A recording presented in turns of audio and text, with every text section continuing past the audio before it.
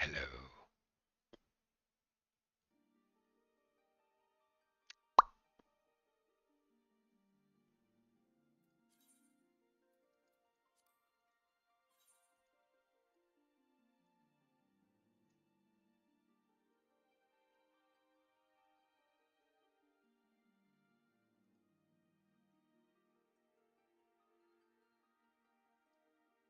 QA time in any MMO is multiplayer It's a content. group shit, yeah. I'm sorry, I couldn't keep a straight face saying QA. I know these guys aren't testing their games. Yeah. Raids, dungeons, elite quests, or heroic quests, or whatever you want to call your special quests, fates, etc. Tons of examples of content that require or strongly encourage having a group. And a lot of this content is seen as the highlight of the game by the community that plays it. Multiplayer content. No, it's seen as the highlight of the game by the outspoken minority of the community that talks about it on the internet.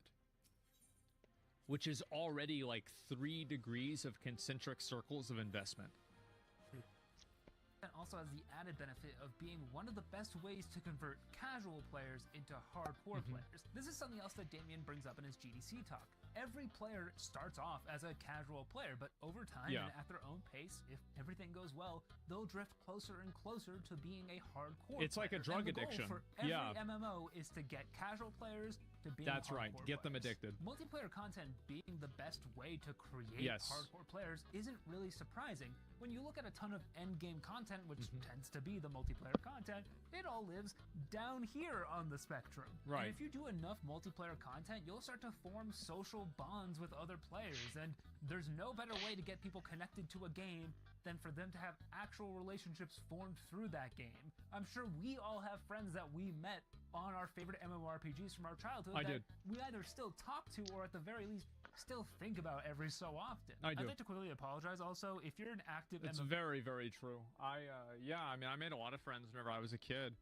Like, I mean, McConnell was one right there. Yeah, absolutely. There's a lot of people that I was like friends with in MMOs and everything. And like, we would even like, I remember like, I had like, you know, a Ninja and Guild Banks. I remember my friend, we had a guild together, and I log in one day and everybody was leaving the guild and it was a disaster. And I looked and half of everything was in the guild bank was gone. And so I message him. I say, bro, what's going on? He says, dude, I took half the guild bank. The other half is yours. Let's transfer servers and go to another guild together. I got us in. And I was like, Okay. okay. Okay. Fuck it. And we just left. That's my boy, man. Yeah. What a genius. Yeah.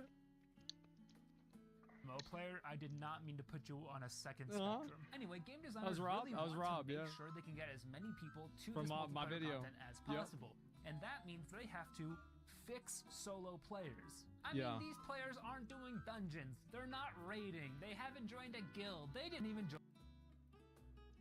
the server's Discord channels to say a slur. Yeah. Are they even playing? They're not an real MMO? people. To fix these players, MMOs will sometimes create roadblocks in main storylines or character progression that cannot be advanced unless you participate in a group activity. Diablo Immortal does this by having literal dungeons that you need to be in a group in, and they are required for the main story. Oh, Don't like Leoric. I remember that, yes. tell me Diablo Immortal's not an MMORPG because Blizzard can't seem to figure out that Diablo was never meant to be one, even though they keep treating it like one. Like, why was Diablo 3 always online? Why is Diablo 4 just a lightweight MMO? They're not MMOs. Stop it. Sorry, this isn't supposed to be a video essay about Diablo. Unless It was, yeah. They did have some weird shit. Undecember, literally why I stopped playing. That game, the funny thing about Undecember is like, whenever I played it, I thought the game was great. I just stopped playing it. And then they made the game not pay to win. And I was like, wow, maybe I should really play it. I just never played it. you want me to do that. Even real MMOs like Final Fantasy XIV with its story dungeons force some degree of multiplayer on you. The problem with this design... Well, I think you can play with, what are called trusts, and it's like you play with bots that are basically supposed to be players, but yeah. time isn't even that it gets in the way of solo players' experience, forcing them to do something they don't want Is that to Kratos? do. It's that it doesn't even accomplish the goal these devs are hoping it does. Social bonds are a fast track to creating hardcore players, but throwing players together in a dungeon that uses a group finder tool anyway so they can clear it super fast without ever saying a word to each other is not social. This article Exactly. He's completely right. Forcing people into playing groups that are just throwaway groups that nobody cares about, this does not make your game multiplayer. Those people are NPCs. McAdams back in 2020 says as much, but in more detail and better written, despite the fact that he uses the dictionary defines social as line, which is not great, Andy, let's be honest. Andy does do a great job of diving into how social bonds are formed and what makes them meaningful, and comes to the conclusion that you very rarely meet a new friend because you were forced to group with them on a project. These changes all attempt to fix a type of player that isn't broken. Some players just want to play solo, others will seek out the multiplayer content if you did a good job designing it and designing meaningful but not forceful incentives to participate in it. Forcing them to all you have to do is provide the opportunity to do it with group content, and you will have people make friends naturally. It will just happen on its own. Just in an open world, you're going to see somebody else and you're going to play with them. It will happen eventually. And give people a few advantages, like in classic WoW. Like original BDO was like that. I remember we had like a little guild, everybody was in Discord together, it was great. Change how they play the game isn't converting them into a hardcore player. Yeah. It's converting them into This is why I said, like, bro, like Diablo, like, well, not Diablo, he said Diablo. LFR. LFR is not multiplayer. It's not. This is not. It's just a waste of time. It's just bad content. Throw away random queuing content that you have a 100% success rate at. In my opinion, maybe hot take, just take it out of the game. Get rid of it. It's trash. It's boring. It's garbage. It's, like, what's the point? Why does it exist? Like, why make somebody do this? Why not just give them the thing and let them do something else that's fun? Different game. I'm not trying to say there shouldn't be efforts made to break solo players out of their shell, but forcing them into group content is just not the way to do that. And hey, I see you other MMOs who are bragging about catering to solo players with your content updates. You think you're off the hook on this one, right? You think so? Oh gosh. Part 3. Fixing solo play. Because the developers that talk about making the game for solo players are also just as dumb as the ones that are talking about make the game for multiplayer players. If you listen to the insights of a very good...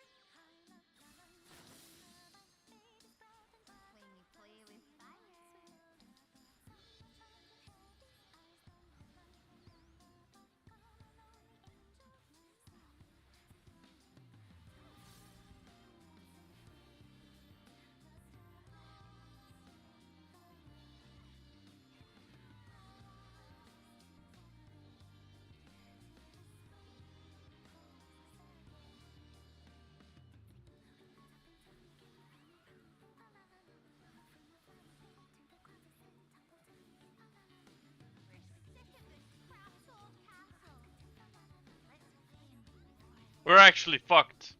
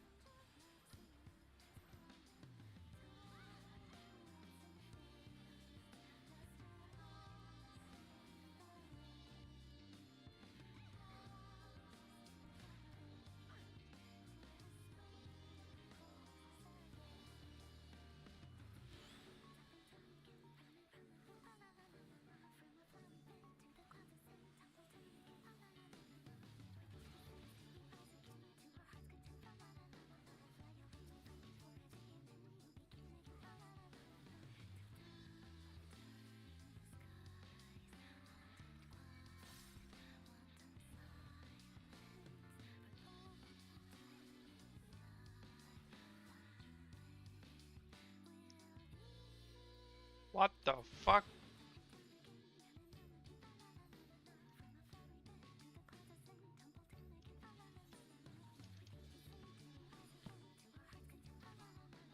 What is going on?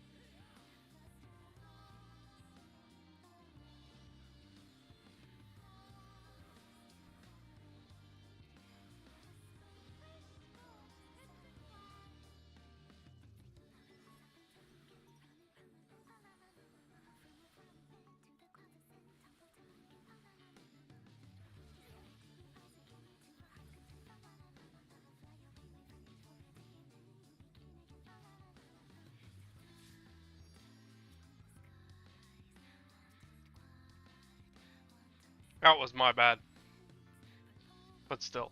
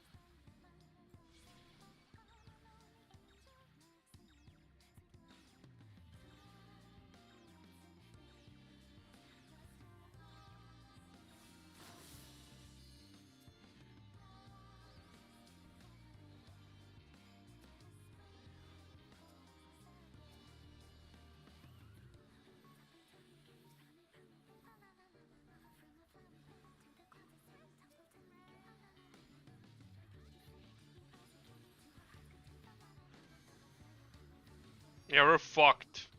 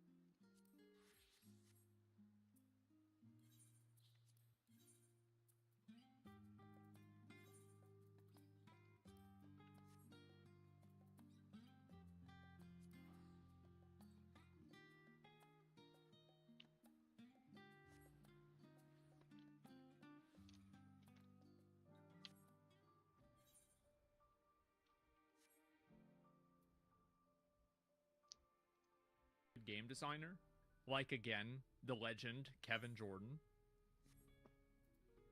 It is very obvious that these are two sides of the same coin. And you do not make a game for single player, enjoyers or multiplayer enjoyers. You create a game that has different opportunities for different types of players for different reasons. So everything is dumb? No, but focusing on it is bad. Part 2 was fixing solo players, so this is the same, but it's like a theme. Solo players don't need to be fixed. There's nothing wrong with us. Yeah. But you know what else doesn't need to be fixed? Solo play. Some MMOs have correctly identified that a strong solo player base is almost as, if unpopular opinion. The New World chest runs were fucking fun. I thought they were really cool. I liked them. just as important as a strong social player base. For that reason, they've made sure to cater new updates to solo players either exclusively or in addition to the standard multiplayer crowd. This is a great thing to do if you're planning a new leveling zone or continent or quest line, having interesting multiplayer content but making sure there's plenty to do. What do they do to Ilaria, bro? She looks like an NPC. She used to be hot as hell. What the fuck happened?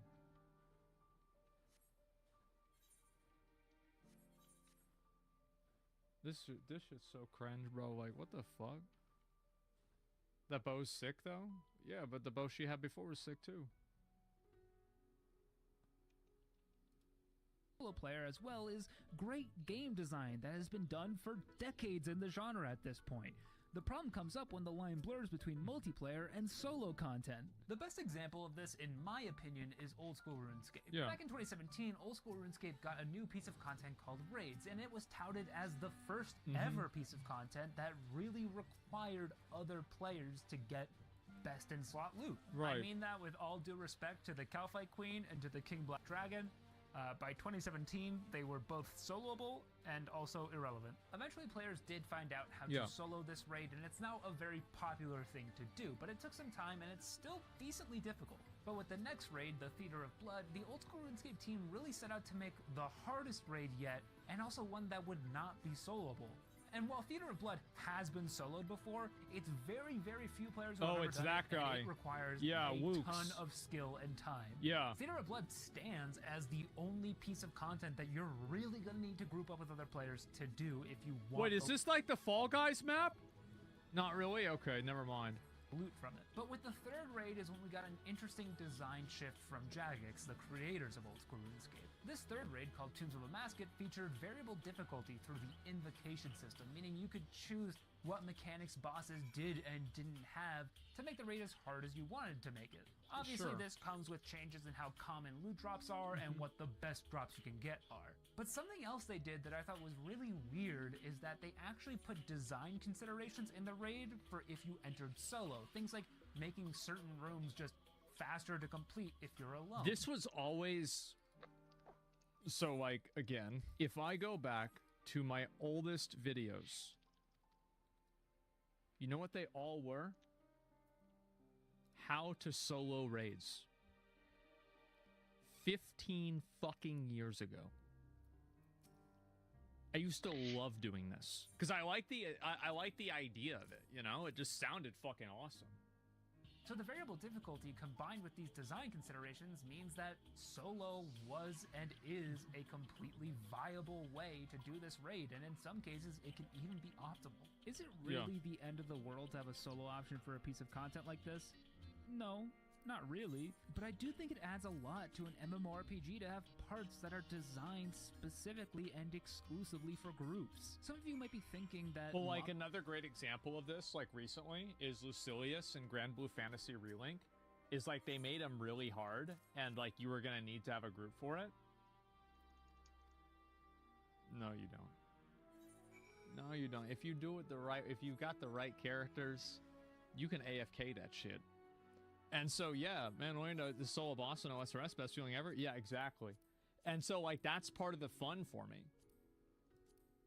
The best items behind Can't kill him even with a group. It's probably easier without one. Forced multiplayer, like I talked about in part 2, but I don't think it is. In vanilla World of Warcraft, you can level from 1 to 60 completely on your own, comfortably, and have a great time doing it. Along the way, though, with the elite quests and dungeons you'd have skipped, you'd be missing out on some of the best gear in the game for leveling. The difference there is that solo play is viable, but it's not optimal. Content that can be soloed exists throughout the game, but having group content that is extremely worth doing but not strictly speaking required is a really good thing. Again, just classic WoW, best MMO ever made. It's just another example of it. He's right.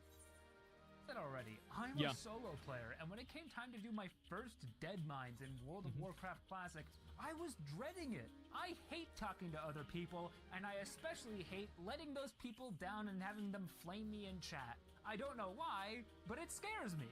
But I really wanted the Cruel Bard from Edwin Van Cleef, and I especially wanted the Tunic of Westfall from the quest line that ended in the Dead Mines. And if I really wanted that stuff, I had to just bite the bullet and put myself in a social situation. And what ended up happening is I had a ton of fun. A lot of that fun came from the fact that we had the opposite, where it was like everybody in my old guild, whenever raid time was happening, nobody was friends.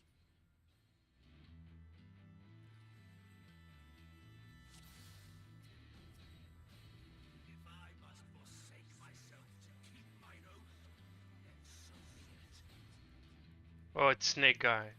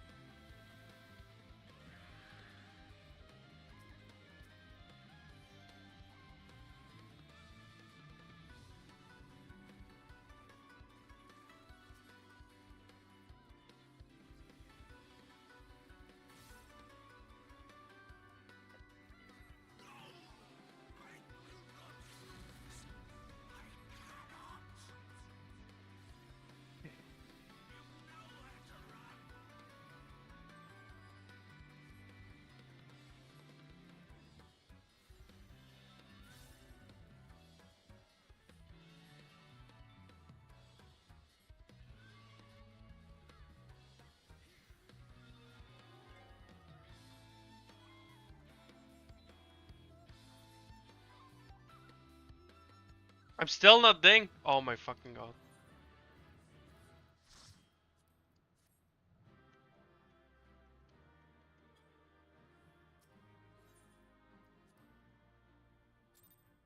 Nobody was friends. Like, nope. There's no talking. You're not having fun. Nobody's laughing.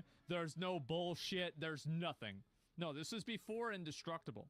And everybody, after the raid, you know, would join their own little channels in Discord, and, you know, we'd have fun and everything like that.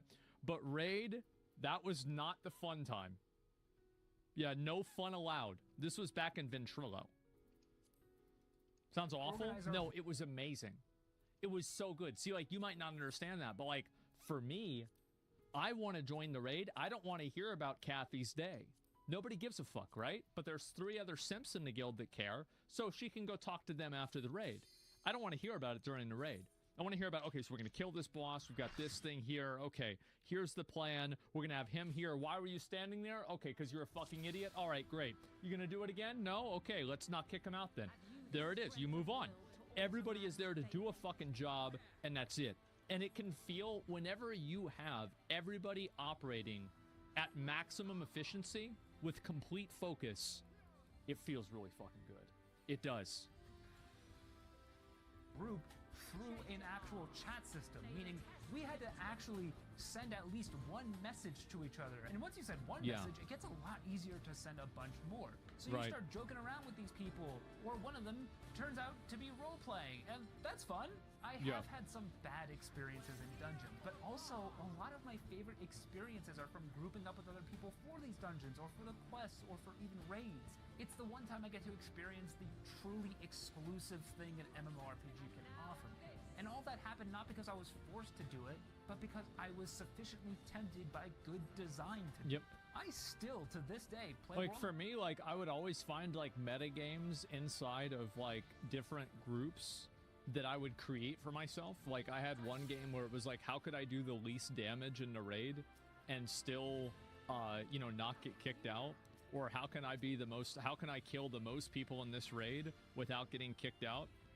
And so, like, I just, like, I remember I had this one thing. There was this boss in Throne of Thunder. His name was Darumu.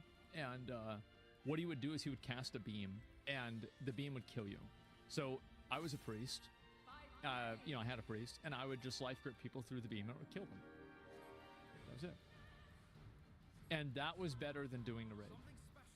And I would create, like, all these, like, meta level things to do.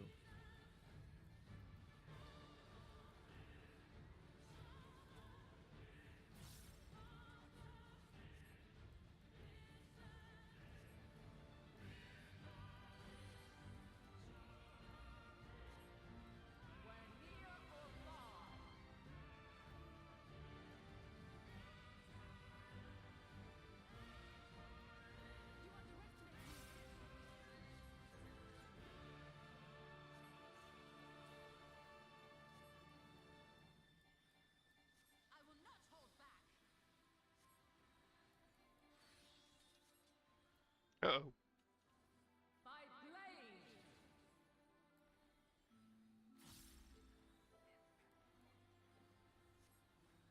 Crystals of light, to me.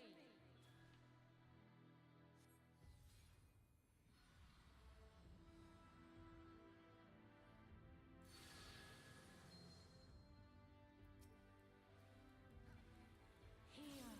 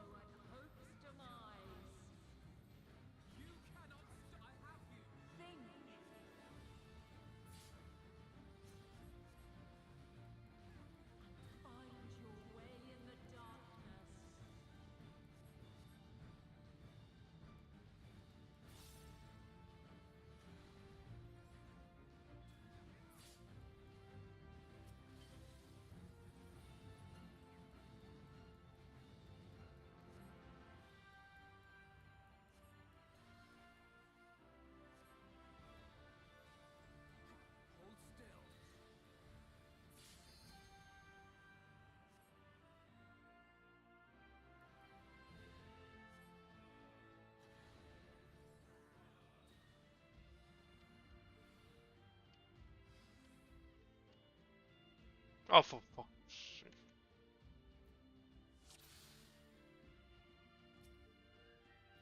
Have you the strength of will to alter man's fate?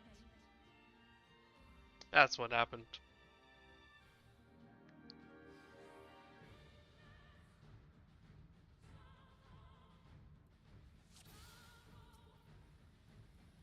Have you the strength of will to alter man's fate?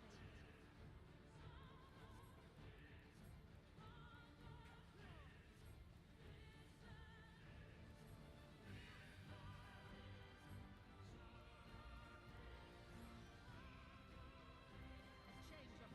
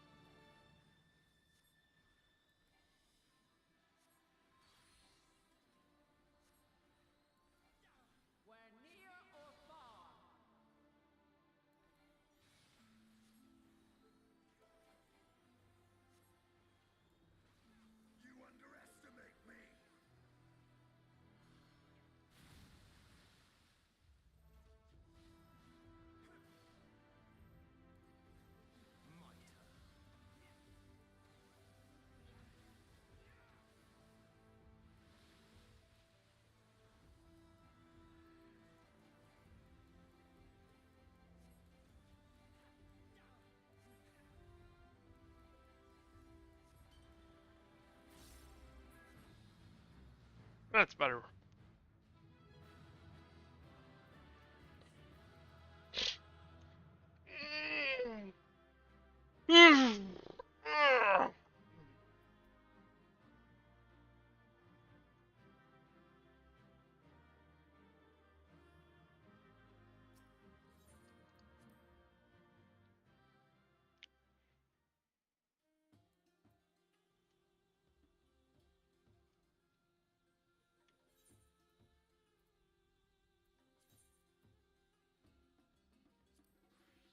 Okay, BRB.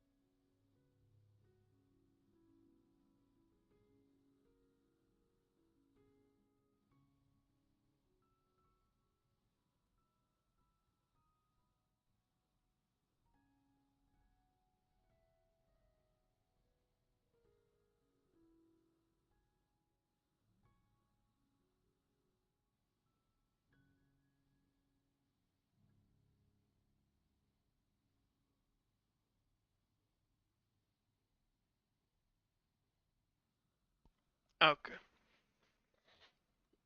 Ah.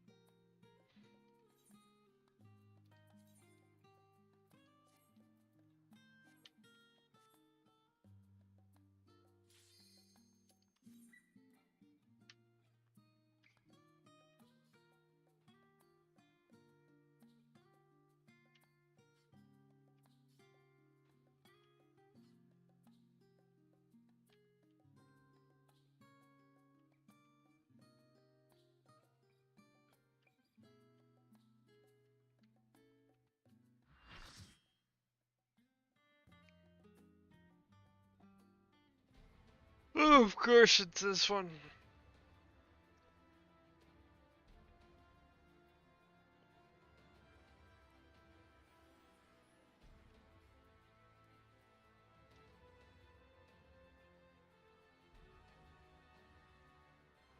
Um.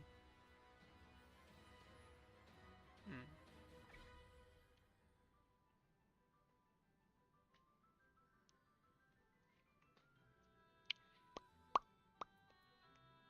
Interesting.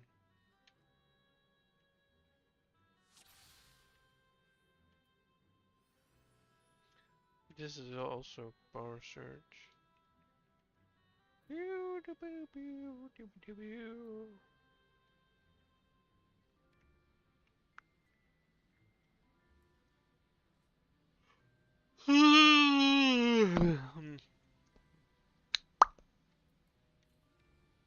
Food.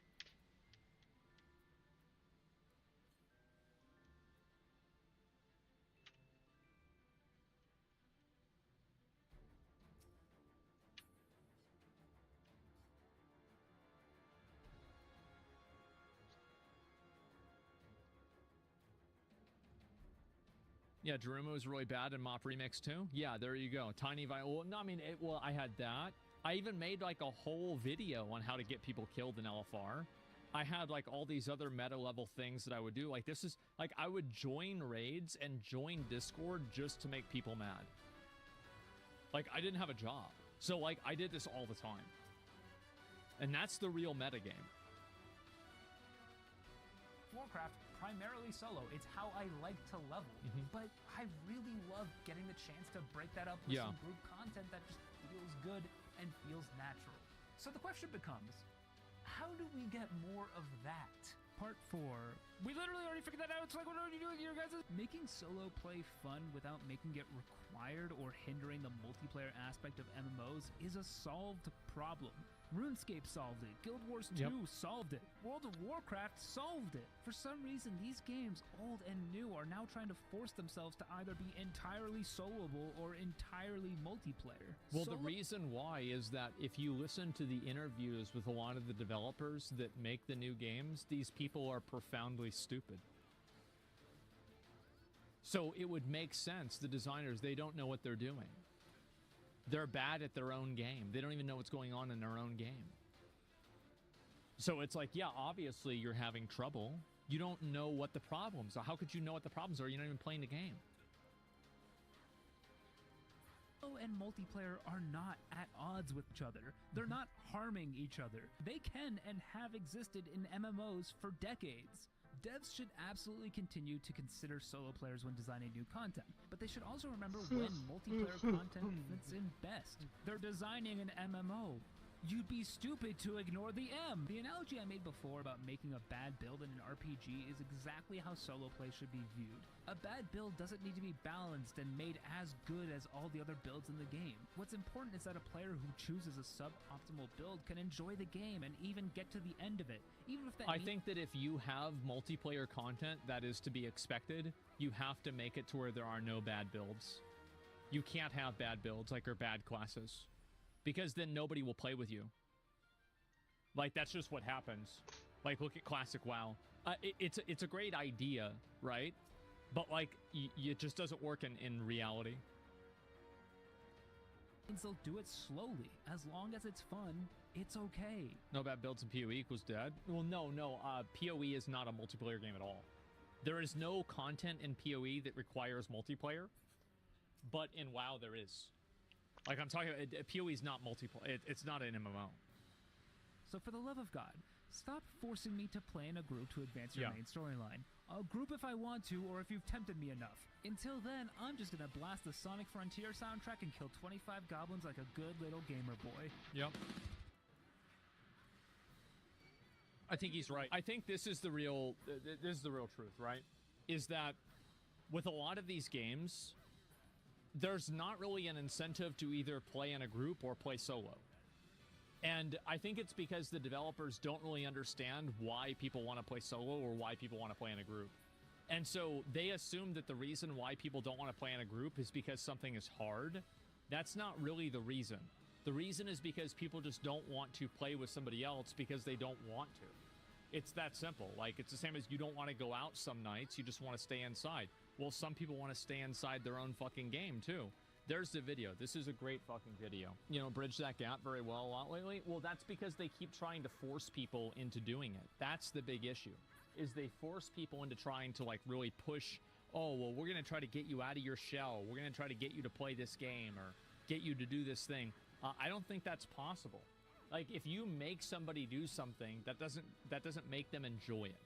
And there's a lot of developers that try to, like, force you into a certain type of behavior. And then it's like, okay, well, then now I'm just kind of like, I have to play the game this way. Well, I don't want to play the game.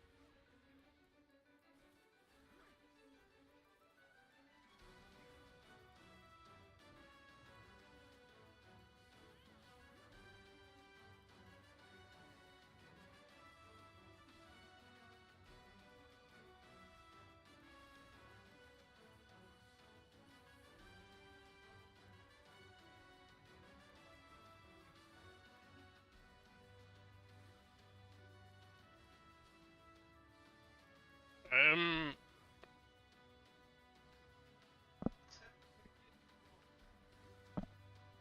Welke? Ja.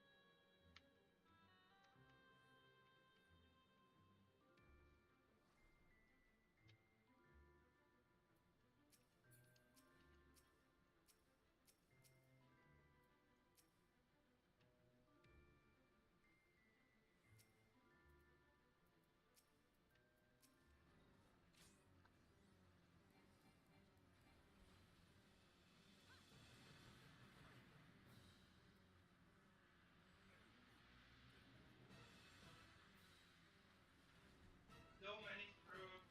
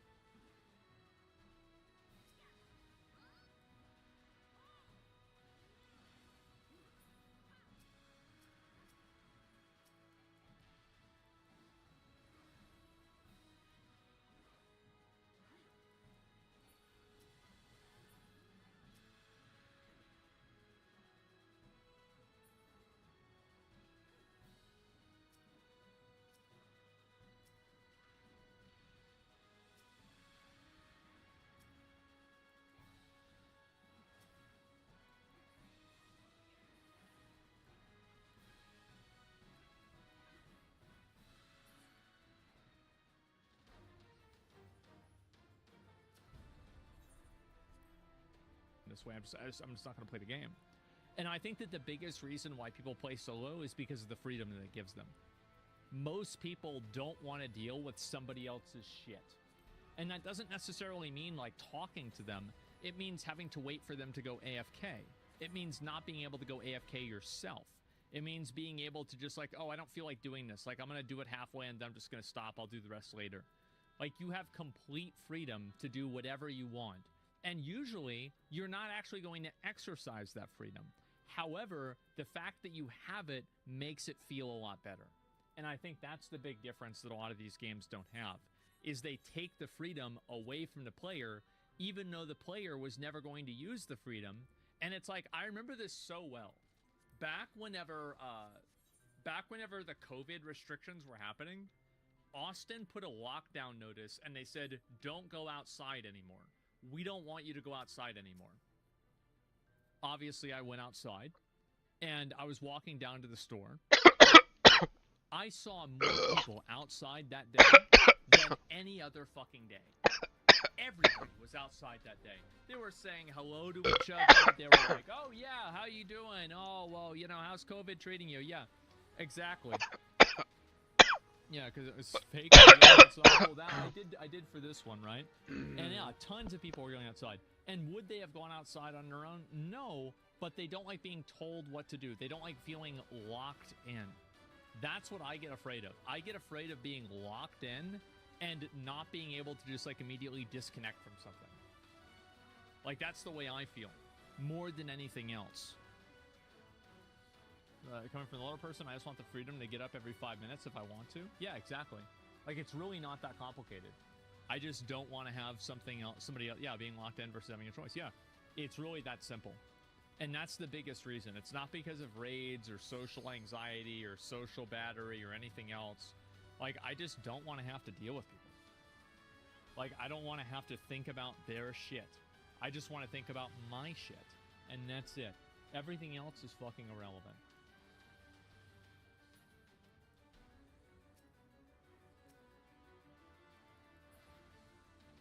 Okay, this is a video people have been spamming for me to watch. Like,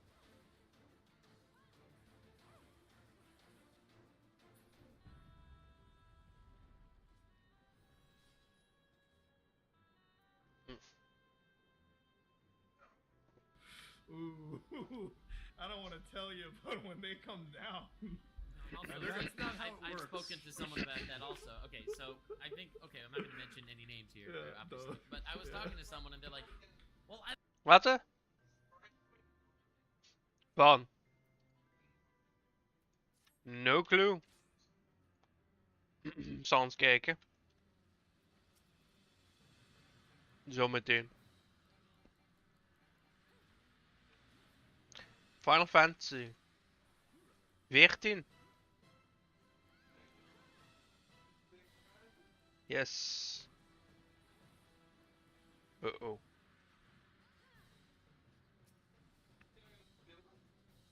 Alleen. Of ja, alleen.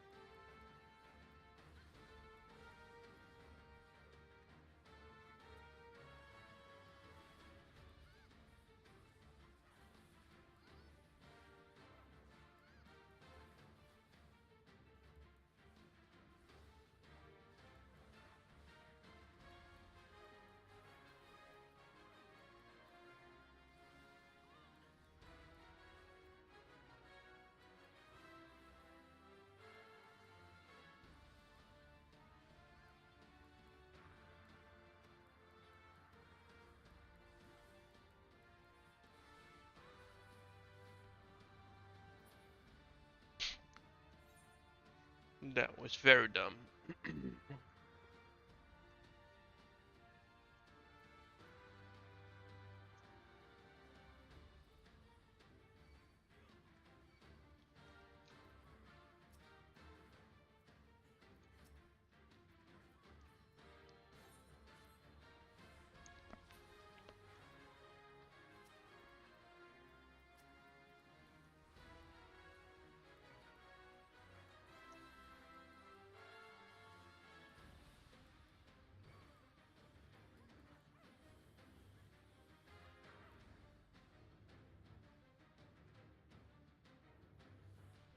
Oh.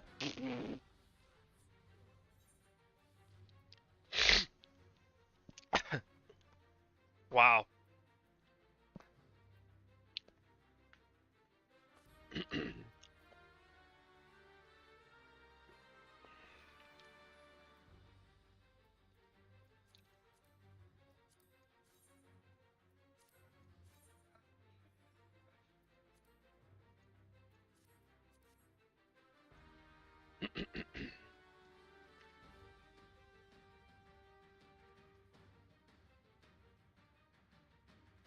Why take the...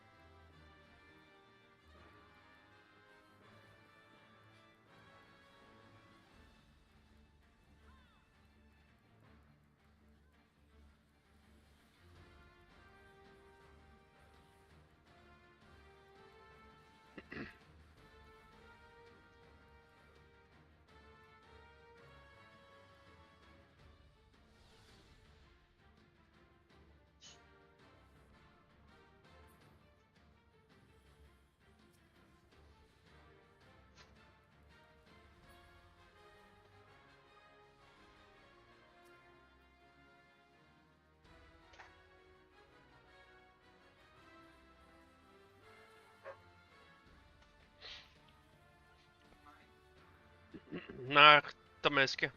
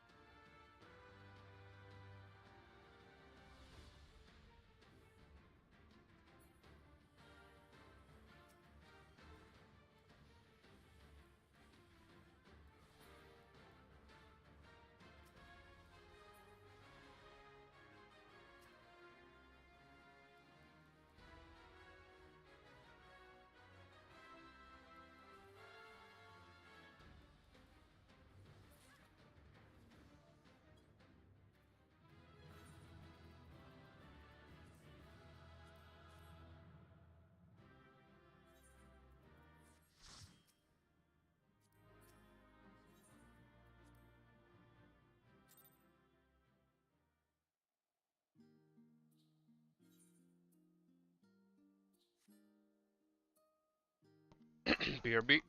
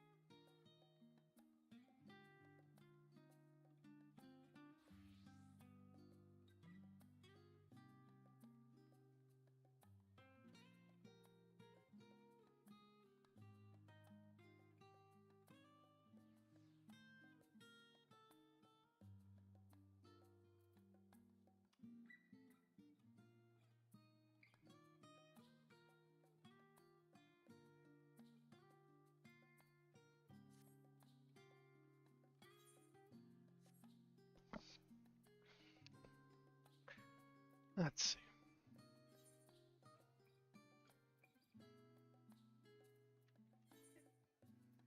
Ja, er zit Animal Crossing nu in.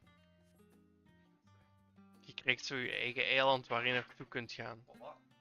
Ja. Ja, ik weet dat het voor mijn Joris bijvoorbeeld baat een stripclub uit in Final Fantasy XIV. En die... Ja, je hebt housing, ja, maar nu heb je ook krijg je je eigen eiland wat je zo kunt. Ik heb het nog niet gedaan, want. Maar like...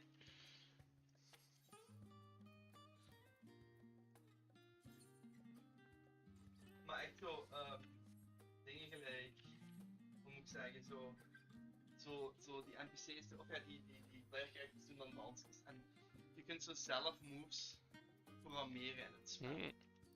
Dus hij programmeert dan heel een choreografie in het spel. Soft shit.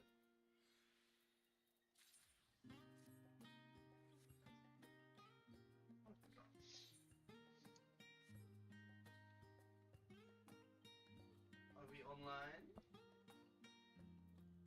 We are not online.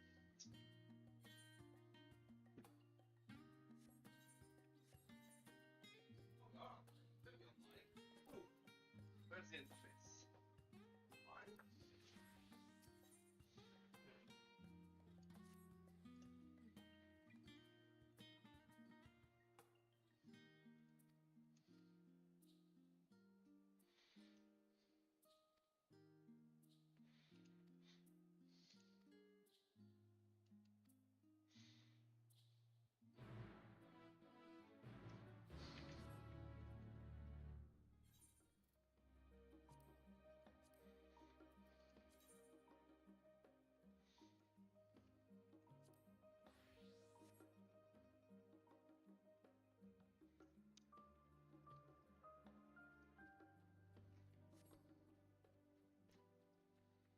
It would be nice if it let me in.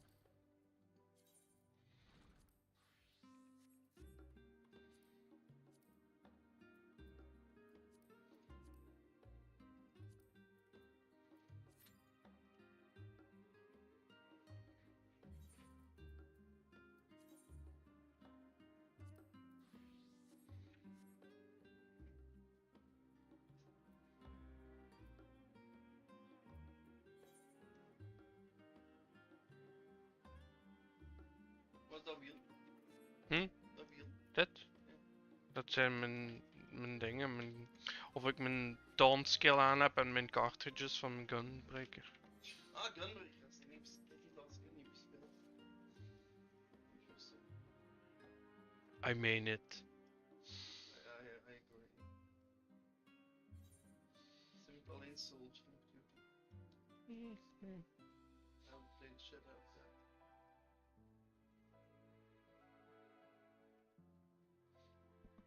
That would be a class.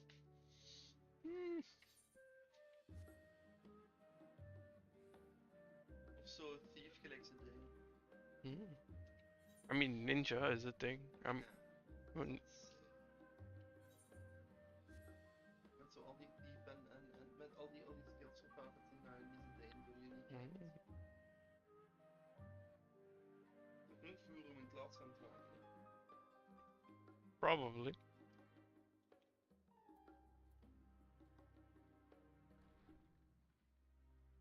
Anders nog een paar beetjes een andere 2 of 3 maten hebben.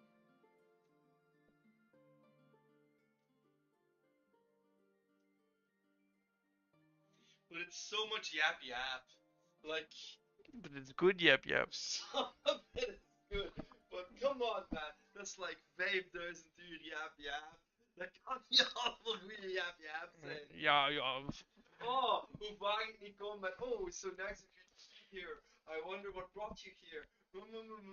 Het begint pas goed te worden bij de eerste expansion, daar geef ik u gelijk in.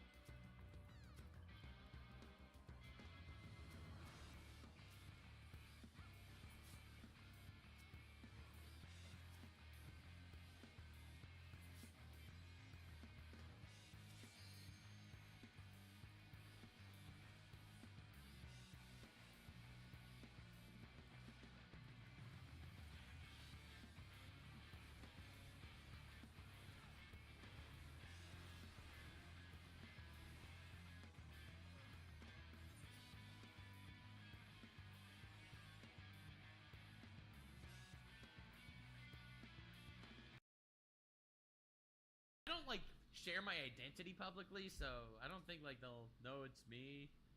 I'm like, oh, they'll know it's you. Oh, Yeah, no, they they'll will know it's trace you. that. They know Yeah, but entirely like, know but that's it's you. Come on. my money I'm making is through donations. Like, should they really get from my donations? Like, it's a present. I'm like, Well, even that discussion, they were just like, because I'm just sitting there, I'm like, do you have a bank account? It's like, yeah. Then they know. They always know. They already know. If it hits That's your why bank account, they know. there's Unless there's you're this one doing it in political streamer. cash. In cash or like gold bars, like There's they know, a political right? streamer. Oh God, I don't remember his name.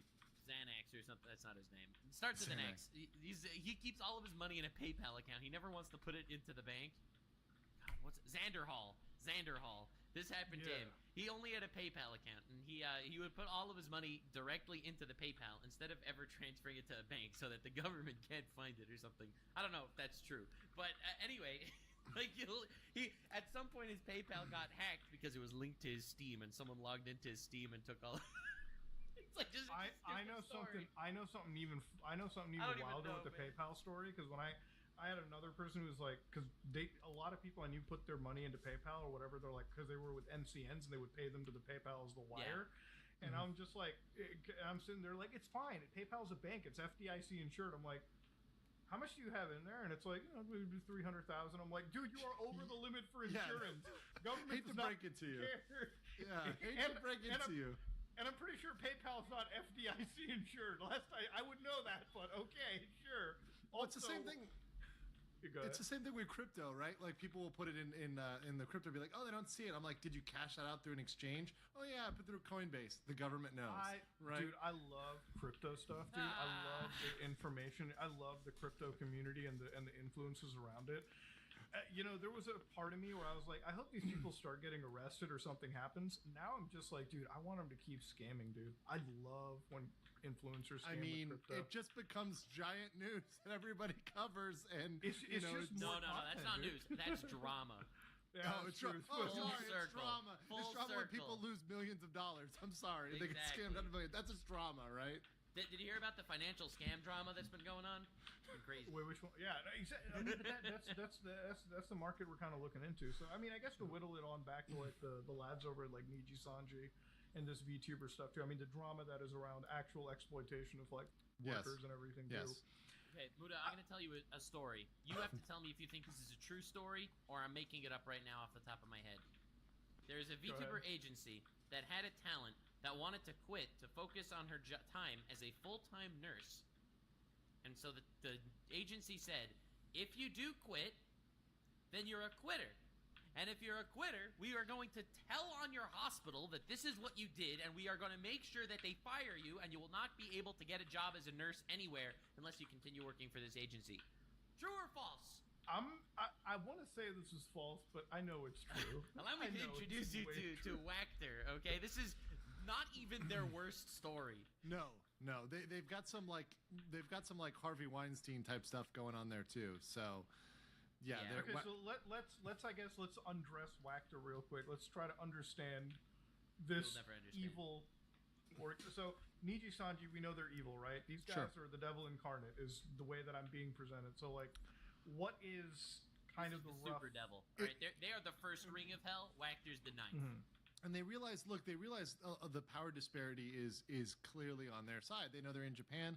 They know they have the power. In this case, with Wachter, a lot of the people they abused or rather took advantage of were like the Spanish-speaking content creators, right? So they were in other countries that was not Japan. They didn't have links to Japan. They couldn't kind of respond appropriately. There was also some, I think one was Thai as well, and other places outside of Japan. And they just fully abused the control because they knew at any point they can pull the rug. They knew at any point they could do that. And on top of that, they actually went as far as doxing their talent, right? They knew that, hey, your identity is something to put out there. Niji Sanji didn't do this, right? Wachter actually hard doxed the people on Twitter, right? Just put out their termination notice, posted it just like Niji Sanji, but with their real names, right? That's a Jesus level, Christ, especially for a VTuber, right?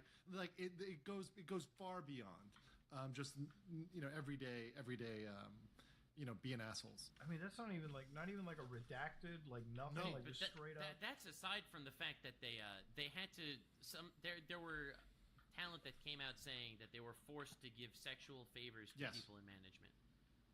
Like Straight up. like that was what they said. And so, like, I guess the question is, like, what is the government of Japan doing about this? Because it just seems like the situation can't Well, these are last. not Japanese citizens. So once again, to a certain level, the government of Japan, number one, may not know about the scope of it, right? Because remember, there's the hard language barrier. People forget, look, as much as people go over and find it fun to teach English in Korea and Japan and all that stuff, the English fluency, especially at the higher levels, is very, very low, right? And they're not hearing these stories from both sides. Even now with Niji Sanji, we are just seeing this stuff being translated back into Japanese, right, from the English perspective, because they're like, why are people freaked out about this? They don't know. They're not getting that other side, right? So with Wactor, they just were not hearing this other side of the story. It's only now, I think, in the wake of Niji Sanji that some of these stories are going to be retranslated back, and there may be some movement, there may be some push in the light of this, right? But before this, I really don't think there was as much pushback, because frankly, what is a poor foreign worker going to do? And by the way, when I worked in Korea, I talked with a lot of these company folks, and they would kind of say it that, look, our remedy is you go home. Right, is that you go home at a certain point, and you're not going to complain to the labor board when we work you too long. You're not going to complain to the business bureau, right? Because you're going, you're leaving. You won't be here for a lawsuit. By the time the lawsuit is conducted, you're going to be gone. So that's what a lot of these people bank on, and frankly, there's a point to it.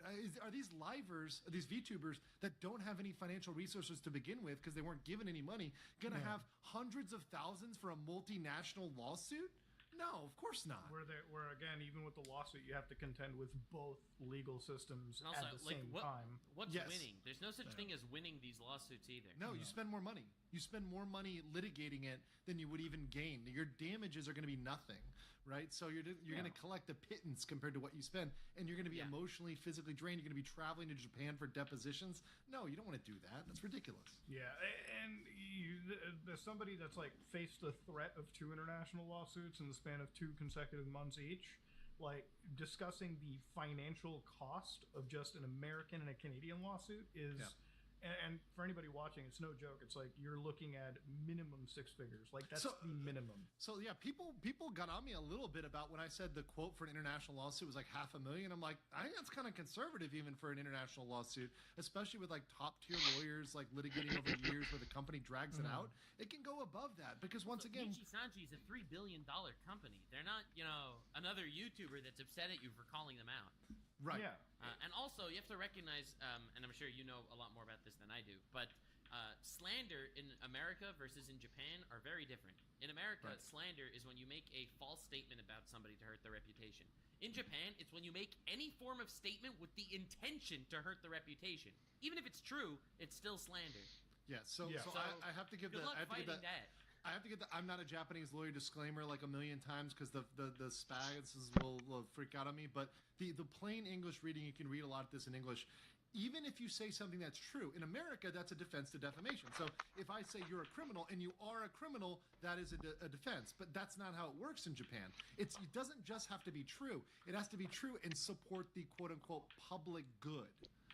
So there's this analysis that the judge has to do about whether what you said was in the good of the society as a whole, which is some fagazi, which, once again, you can see. Yeah, what does that mean? What does that mean? So hold on. Let's do like a little check on this. Let's say that somebody was defrauding people out of millions of dollars in Japan, right? So if you were to make a statement and say this person was defrauding them for millions of dollars, would that be beneficial because your statement is ultimately for the good of the people? It depends, because maybe they were defrauding them for a purpose.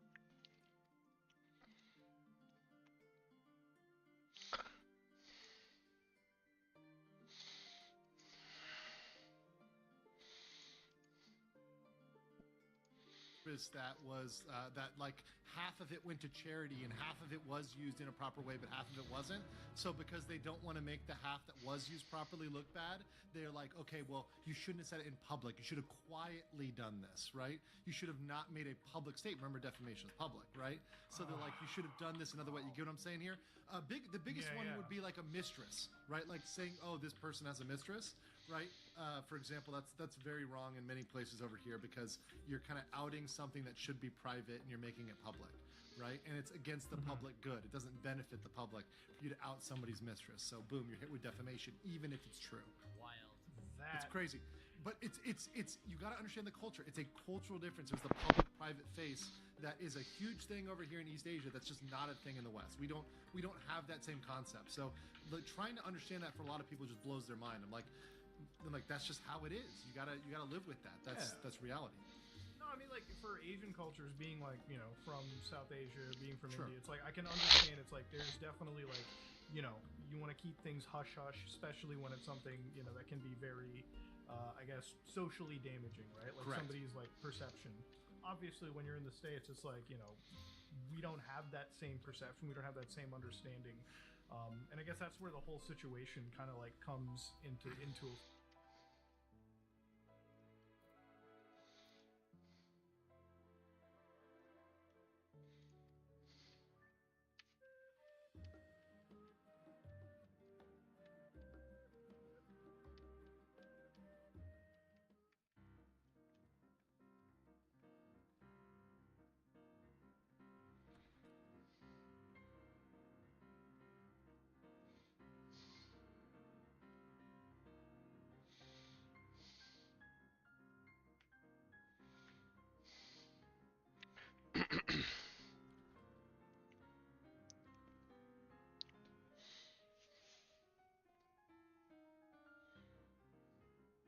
If House Damia's notes are to be found anywhere, it will be here. Let us begin.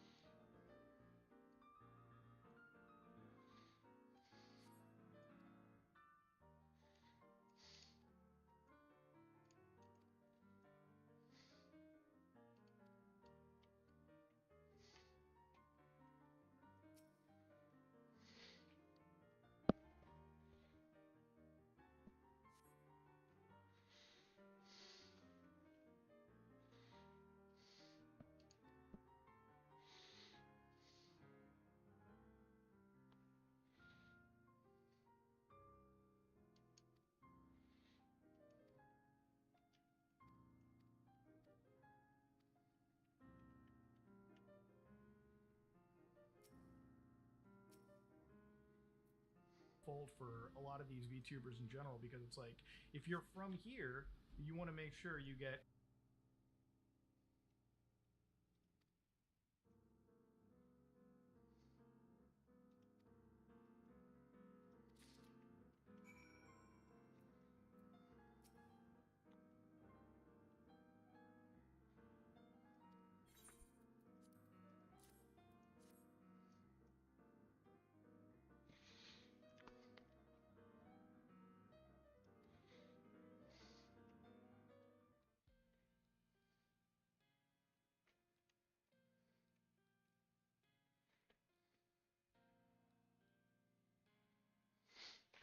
Yes, the ether signature is unmistakable. I've felt the traces of House Damia's resonance many times at the Great Work. Time to see what all the fuss was about.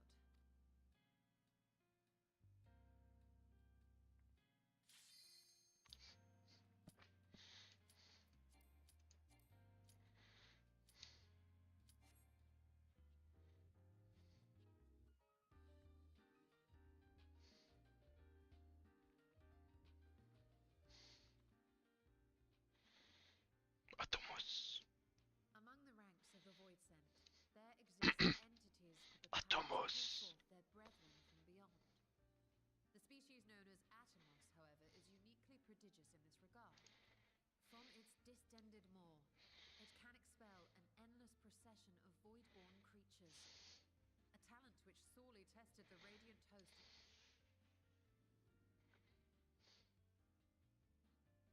Surmising that the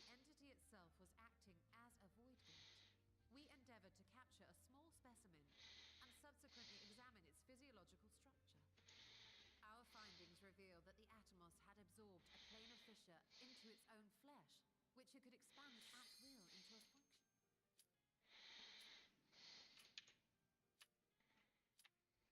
Upon further analysis, we identified an ethereal wave pattern emitted during this process.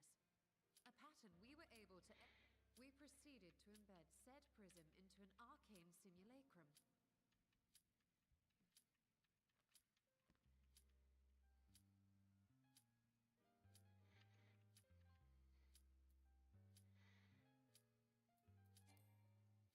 How could I... Just before the advent of the 7th Umbral Calamity,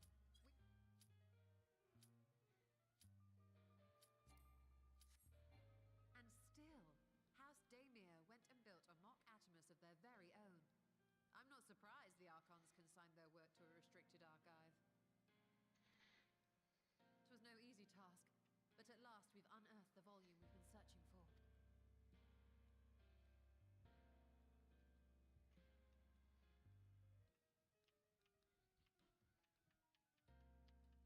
I'd be lying if I said I wasn't tempted to stay longer. See what other forbidden titles might be lurking on these shelves. Ah, but that would be abusing the very special privilege we've been granted now, wouldn't it?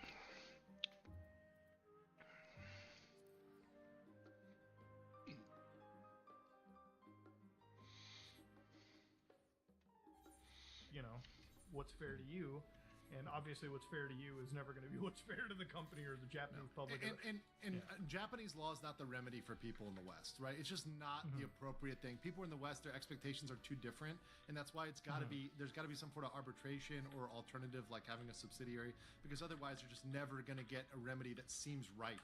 It's just going to constantly seem that way. And look, there'll be good corporations, right, that'll do the right thing, but there'll also be occasionally the whackers and the Niji Sanjis that just get away with stuff that really would be inexcusable if it happened in Canada or the US. Well, the amount of money that's being generated over here, and like some of these like actual like VTubers are generating like what we would consider to be like a really well-oiled small business, you know? When you're making hundreds of thousands of dollars, you go beyond just like a celebrity. You go to somebody that can hire people and start small enterprises. I'm wondering like when is it going to be when like the state government or the federal governments here decide to enforce like, hey, if you're going to make money here on talent, You need to be able to have some organization or I think some they're sort of moving that structure. way. I know Canada's getting a little bit more protectionist with its regulation in regards to social media and content creation, but I do think we're going to move into an era where it says, okay, you've got to have something there. And look, we're also seeing the blossoming of companies that are starting up in North America, right? Famously, FaZe Connect, right? FaZe Connect is in Canada. I think we're going to see more of that because people are going to say, I don't want to sign with a Japanese company if this is the culture that is pervasive in Japan. And there's nothing that's stopping an American company from coming up other than they're going to need to build up their sponsors, they're going to need to build up their reputation, but it can be done. And this is a growing industry that's not going anywhere. So I think it would behoove folks to look at that as a potential area for expansion. Corporate expansion in terms of being in the U.S. Another streaming. It's another subset of content creation that's not going because anywhere. as of right now, I think the situation is there's not enough choice, right? Like the largest organizations are pretty much structured in the same way. It's like, what are you going to do? Give up one predatory organization for another slightly less or maybe more predatory organization? It's like you really don't have. I mean, there are good companies. I don't want to say that there aren't, but it's just like the ones that have the most attention and the money to like bring on some of these newer talent, the most exploitative ones it unfortunately seems like they're the worst type of companies to be, working with, I would say. Particularly the ones that are in Japan. I would say particularly the ones that are in Japan because of the cultural differences. Yeah, because this whole time, like when I started doing this, I thought Niji Sanji N, like the English speaking variant, was at least like some American division, I thought right? that too. I originally, when I first came onto this and I knew nothing, I thought it was a subsidiary. It's a Japanese company that's trying to tap into a new audience. Like that's literally it. They never bothered to spin it off. They never bothered to spin it off and to incorporate it anywhere, which shows you they weren't. But that shows you, and I would say that comes across as almost malicious intent because obviously, if you were going to set up an organization here, and look, as a Canadian, working even in the YouTube business, I work a lot with American companies, like companies that don't have any Canadian presence. It's fine because we are protected by laws that cover us across the border to an extent. Sure. Not with this. We understand that there's some protections a Canadian can have against an American company. We can use American laws to combat them if they're taking advantage of us. We understand that. With a Japanese company, it's like, dude, you're signing into a company that can terminate you pretty much at any given moment without any severance or anything of that nature. And shit, the emotional abuse that people go through, it's like, the whole argument is like, how do you litigate that in America? They have no American asset or entity. It's like, what are you going to do? Go up against a company for abusing you? Well, in America and Canada, we share language. We share generally the same culture. I mean, you have more poutine than we do. But I mean, other than that, there's not much of a difference for us perceptually. We understand each other's legal system. We can, right? With given enough time, given enough reading, right? We can understand I feel like each there's other. so much more precedent to Canada versus America lawsuits, right? I feel like that happens pretty frequently.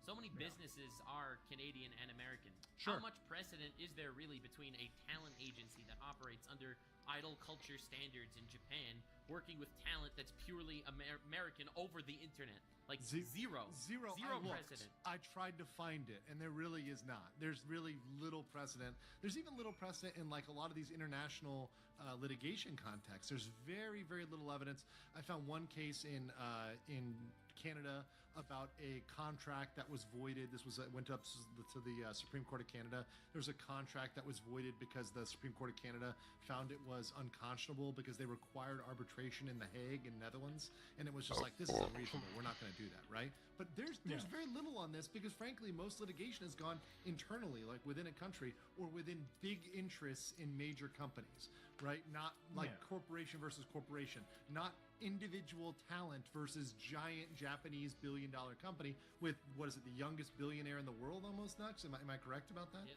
I think the youngest billionaire in Japan. In Japan. I don't know. And that's another thing too when it comes to like lawsuits and litigation too. It's like the people, and this is why I didn't talk too much about the Doki Bird lawsuit in general, because it's like part of me, like, I didn't want to just outright in a video say I'm like, she probably shouldn't keep pursuing the litigation, like as sad as it is to sound. Just because, like, even if you are 100% in the right, the other side, like we all just said, it's a $3 billion company. It's like, what are you gonna do? Went up against like a company that has a limitless war chest of cash? Best solution's a settlement.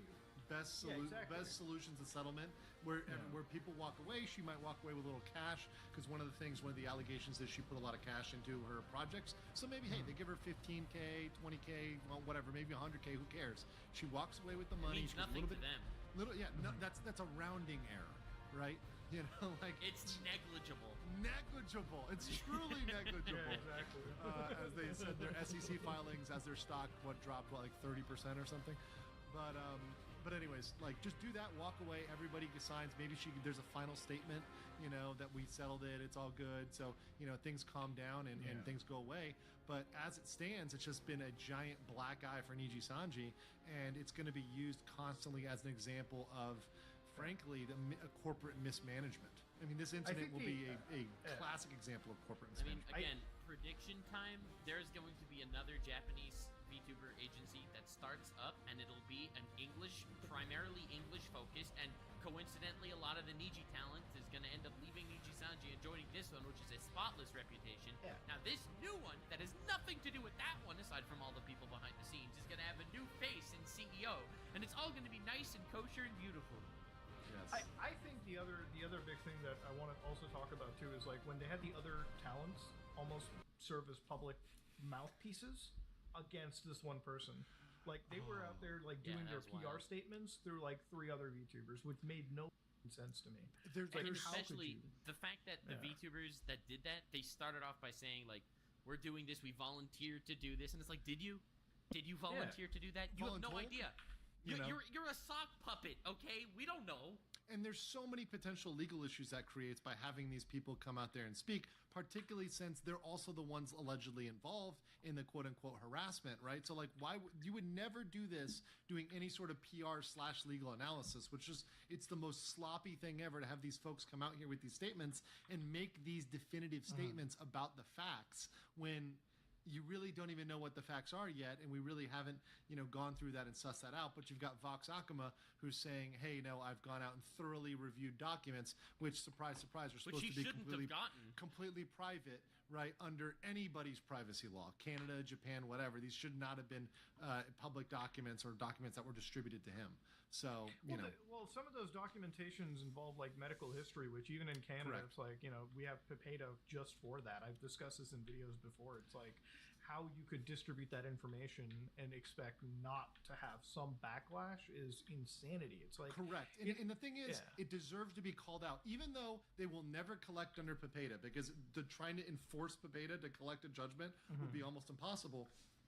Us talking about it and being like, this is a violation of Pepeda, right? If you read Pepeda, it says medical history, just like you said, is a protected piece of information. They passed this out. It seems like they circulated this. And that's just calling them out for violating it is, in a way, a good court of public opinion. There's bad court of public opinion, but that's good. That's in the way of saying, you really did violate this, even if she will never bring this case in court. Yeah, I mean, at the end of the day, all we really want to do is, like, put pressure legally on this work. And the best thing you can do with a company like this that will win... Honestly, is humiliate them. Yeah, that's the only thing you can do. Shame. Shame. That's how they treat their people, and that's how they need to get it back. I really don't see like a PR comeback for this company, and nor do I want to see one. I really do think, like, the public perception, at least even at, like, obviously outside just the VTuber sphere, like when we're talking again to lawyers, to people that don't know about this industry, all we can see is it's the worst type of predatory company that you would see in movies. You would see as like a villain company. And it's like Shinra. Unfortunately, it's real. Yeah. It's like it's a Shinra Electric Power Company.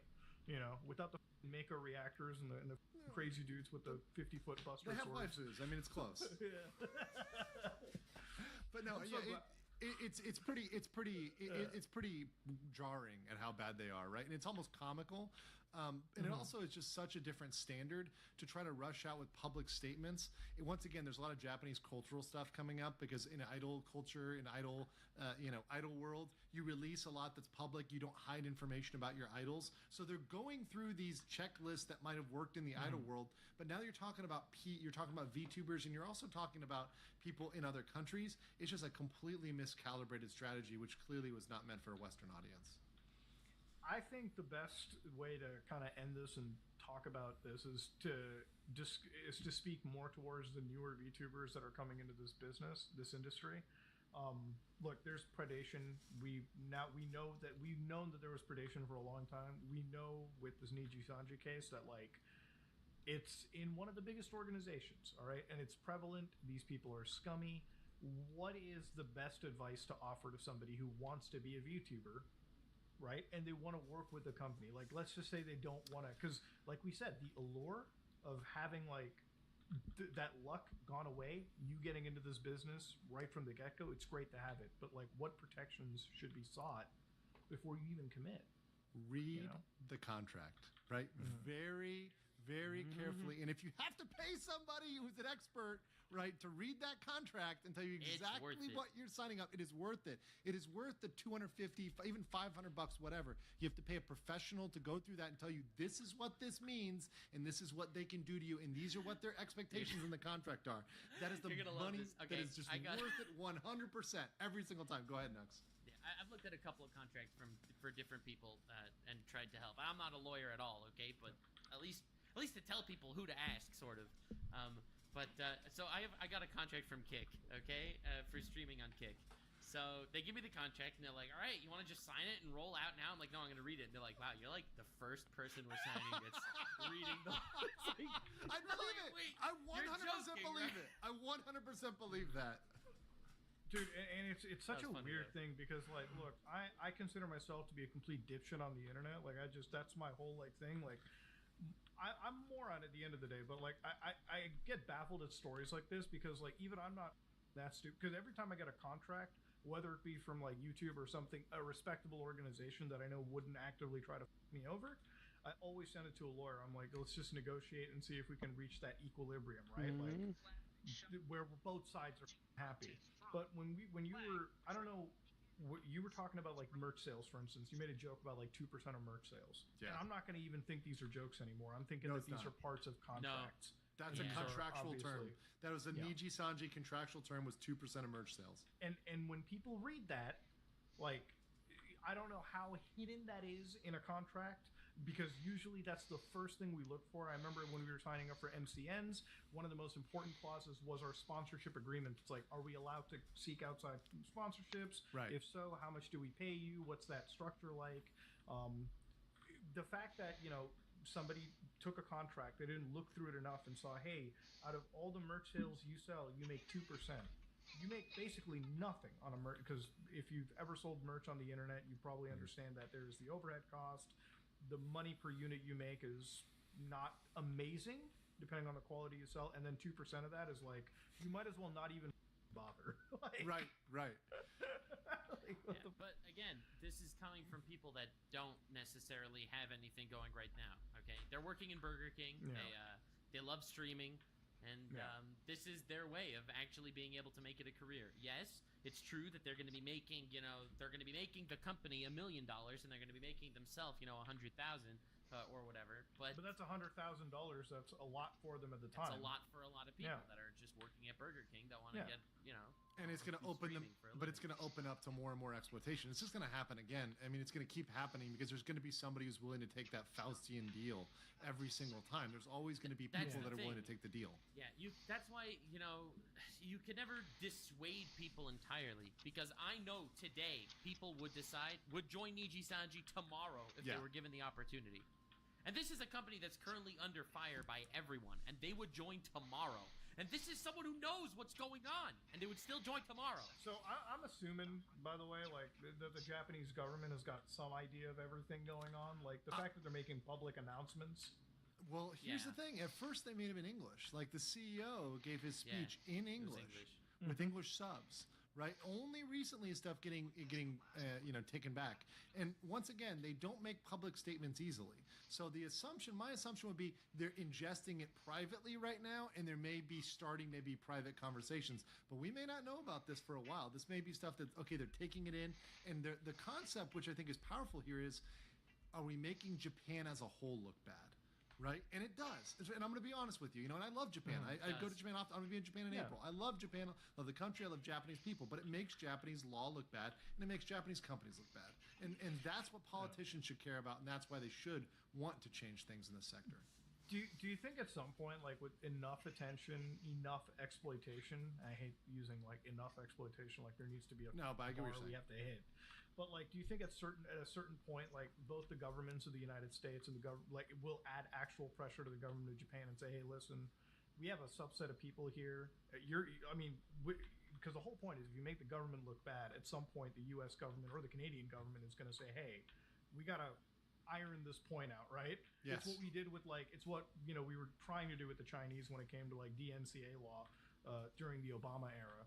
So it's like you add these points in as you're addressing larger things. You think at some point it'll come down even with the entertainment sector, like, hey, if you don't want to incorporate something, we gotta address worker exploitation, right? Like you can't be abusing our people on our borders and raking in millions of dollars to yourself. Like that just doesn't make any sense. It will not only get there, but here's the other thing. There's the biggest element of this is the fans, right? The fans are going to contact their senators. They're going to contact their representatives, right? Because these are international fans, and particularly with the English stuff, they're messing with people that are English speaking and have English language fans. So imagine there's a person in America, there's an issue that's like this, maybe, and once again, I am fully against, but maybe something bad happens, right? And the fans are outraged, right? They're going to contact their politicians. They're going to get them on this, and they're going to get them saying, hey, we got to fix this Japan thing, right? This is going to be an issue. We're going to have to do something here. And that's when something does happen. Unfortunately, the history has told us that bad things typically have to happen before there's some corrective action. And that's just, I'm being real, that's the unfortunate reality of how things usually change. And look, I'm just being hopeful because obviously this involves Japan and the United States, two countries that have had, for the last few decades. Well, they've had drama. They had drama back in the World War II era, but I think they hashed it out after a while. A couple hold things on though. In the legal sense, and this is stuff that kind of flies under the radar. There are a lot of little things that brush up. If you look at the Greg Kelly case, who's one of the executives at a company over there, he was kind of ambushed, told to come back to Japan, and essentially detained. Like their idea of due process and speedy trial is entirely different. The guy was detained for multiple years before finally, due to really poor health, he was allowed to go back to the U.S. After years of being there. We've got major differences in our laws, and these do need to be reconciled. And there does need to be some sort of way for us to reconcile, okay, Japanese law, we don't want to change your law, but we need to make it fair for our people, right? We need to somehow apply our concept of labor law to our employees. And look, I'm not trying to change Japanese culture, Japanese work culture. If people want to go to Japan, want to work in Japan, want to live in Japan, I think you accept those norms, right? You go to Japan, you accept the Japanese work culture norms if you're working in a Japanese company. But if you're working for yourself in America or Canada, right, you would expect our norms to apply, right? You'd expect our contractual labor standard minimums to apply. And frankly, those weren't applying in the case of Niji Sanji or Wactor, which was even worse. My rule is if you're paying the IRS the lion's share, if they're your primary tax, if they're your primary tax burden, the law should be applying to you employmentally wise, right? Like if you're in the U.S. government, you're paying the IRS 100%. year after year. You might be working for a Japanese company, but holy shit, you're at least employed to some level of protection, right? Like from abuse at least. And here's the other thing. It's the whole independent contractor rig, which everyone likes to believe that if you make an agreement and you put independent contractor on it, you can do whatever the hell you want. That's not how it works. The law looks at like what you're doing and what sort of relationship you are. So despite the fact that the talent might be structured as independent contractors, if you look at the elements of what an employee is, they completely meet it in terms of control, in terms of dictating what they do, when they do it, how they do it, right? They meet the elements of an employee regardless of the fact that these companies want to call them independent. It's kind of irrelevant. Well, dude, honestly, what an ugly and messy situation crazy. the whole thing is. Honestly, It's insane. like, This might go down in history. Like it could be a turning point of how America treats Japanese law or something like that. Even Canada. I think it's good to discuss this from like just the entertainment perspective. Like, look, we're YouTubers, we're in this business. You may not people watching. Some of you may not understand or care about the VTubing space, but like. You should care about this business if you're a creator. You should care about, because the protections that are being given to the VTubers ultimately also are given umbrella to everyone else in this business too. And if we can do something to make working across international borders somewhat tolerable and easier, we should all be striving for it, right? Like, because the way that it is now, the way that the world is now, I may choose to not want to work with Japanese companies or Japanese organizations, even outside of the VTuber space, because if this is just how business is done, it's unsafe for me and the people that work for me. And until shit changes, and with this, if enough attention is raised, enough awareness, it will change, then, you know, we can get to... It works beneficial for both ways, right? Like, a Japanese influencer can hopefully get some level of protections that come from, you know, the American side of the business and whatnot, too. Dude, but as it is right now... Here's the thing. We're not... Okay. No one is as big of a fan and trying to help DG Sanji like we are. The people, the talent, the face of the company, the people that are working there, no one is trying to help them as much as us, okay? You could call us haters or whatever. We are the opposite of haters. Hit list, yeah. The blacklist, sure. yeah. Whatever. All that's fine and good, but you don't realize that this conversation that's been happening on YouTube is the most pro Niji Sanji conversation that's ever happened. Correct, because it's like giving them advice that like their corporate counsel, their PR people, their marketers, right, should have given them, right? It's like, please listen to this advice and please take it as constructive criticism to improve yourself and improve this industry, because this is going to help you in the long run. This is going to improve you in the long run. I once again, press X to doubt, right? But you would hope that we can get out there and we can actually have some impact on self-reflection, on improvement in that industry as a whole. Yeah. You know, it's a great way for you guys. It's a great way for you to phrase it that we're pro them after we kind of dug into some of their most evil history. But you know what, ladies and gentlemen, I really do hope the best. I really do. I really actually enjoyed this discussion, and I'm glad we had you, Andrew, because my pleasure. As a lawyer, discussing this topic without actual people that understand the intricacies of the law is a waste of time, in my opinion. Right? Like, otherwise, we're just spitting shit out. We're all uneducated except for you in the situation, because you understand how this situation, how these systems, you know how to actually apply this, right? Like, it's one thing reading a piece of legal documentation, and it's another thing understanding how it applies in the context of both governments.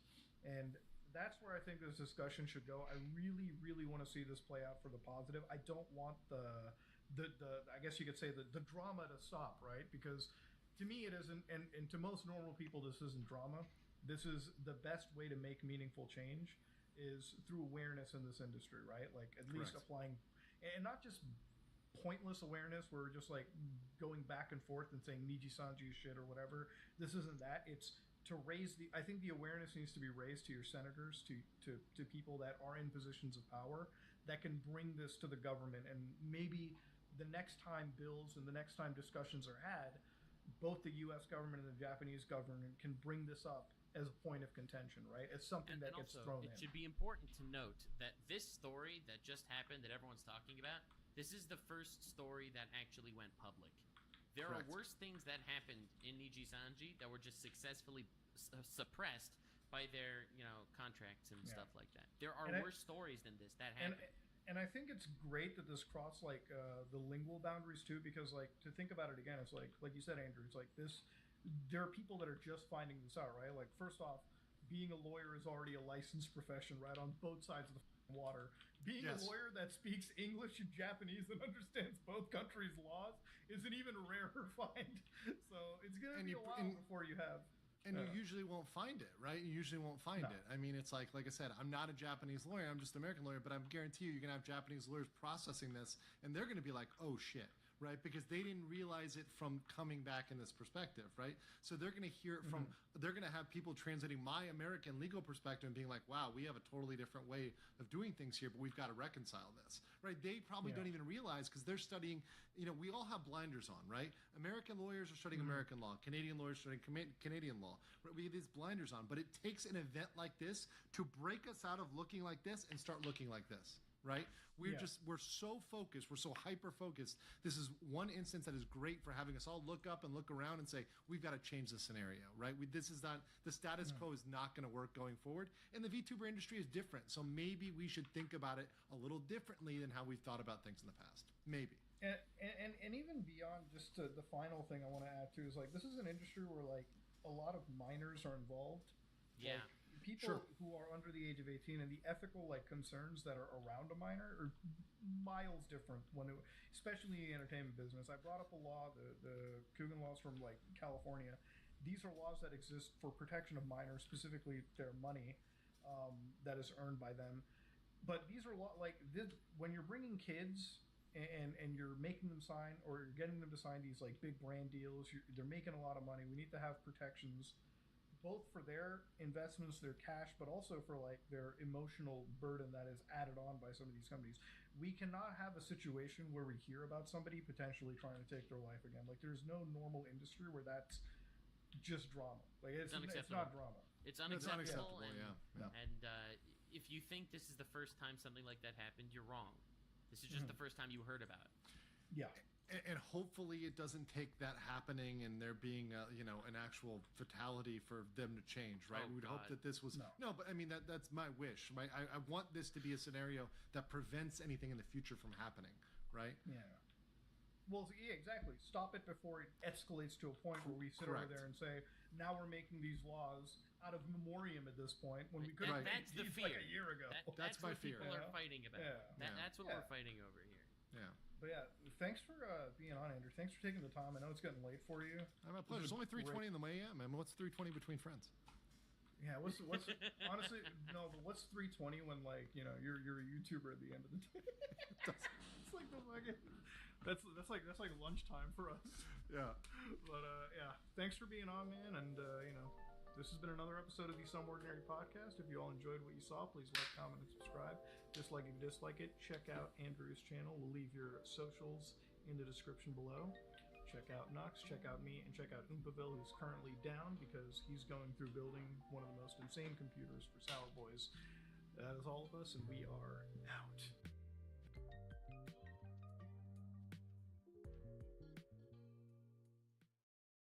Hello, guys and gals.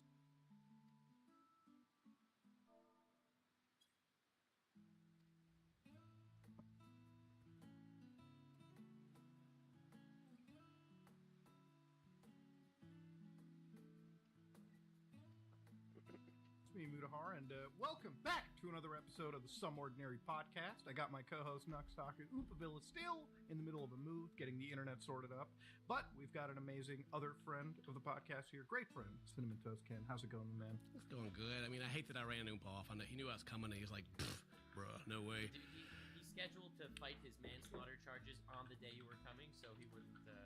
That was a joke. He's got manslaughter charges. What happened? I don't know, brother. Oop is a wild character. You can never tell. He's the Willy Wonka should of just YouTube. You never know.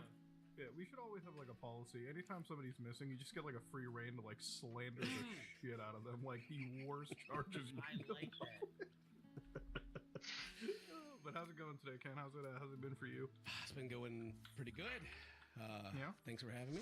Always glad to see you guys. Well, I was like watching whenever you like cover something, and it's always just like you from the side laughing and being just brutally honest about why you're covering something like Dude, that. I love how most commentary type channels, like they'll pick a topic, that they'll research it. It'll probably end up being like some sort of dangerous situation, towing the line. Some streamer did something stupid. Then you have Ken. This fat guy is also cheating. I go through those those moments of I don't know, like I question myself and like the content that I'm making is like, should I should put in effort and like look into stuff before I talk about it, because I that's disagree. People are You like, know Kid, you know what you're talking best? about? Why are you talking about this? I'm like, You know the best type of content, like the best banger videos. You know how I know a video is gonna be like a 1 out of 10. It's gonna be like million+ view. Is when like I'm sitting there and I'm like, damn, should I really upload this? yeah. There's like a moral hang up in my brain, I'm like, fuck, should I really talk about this?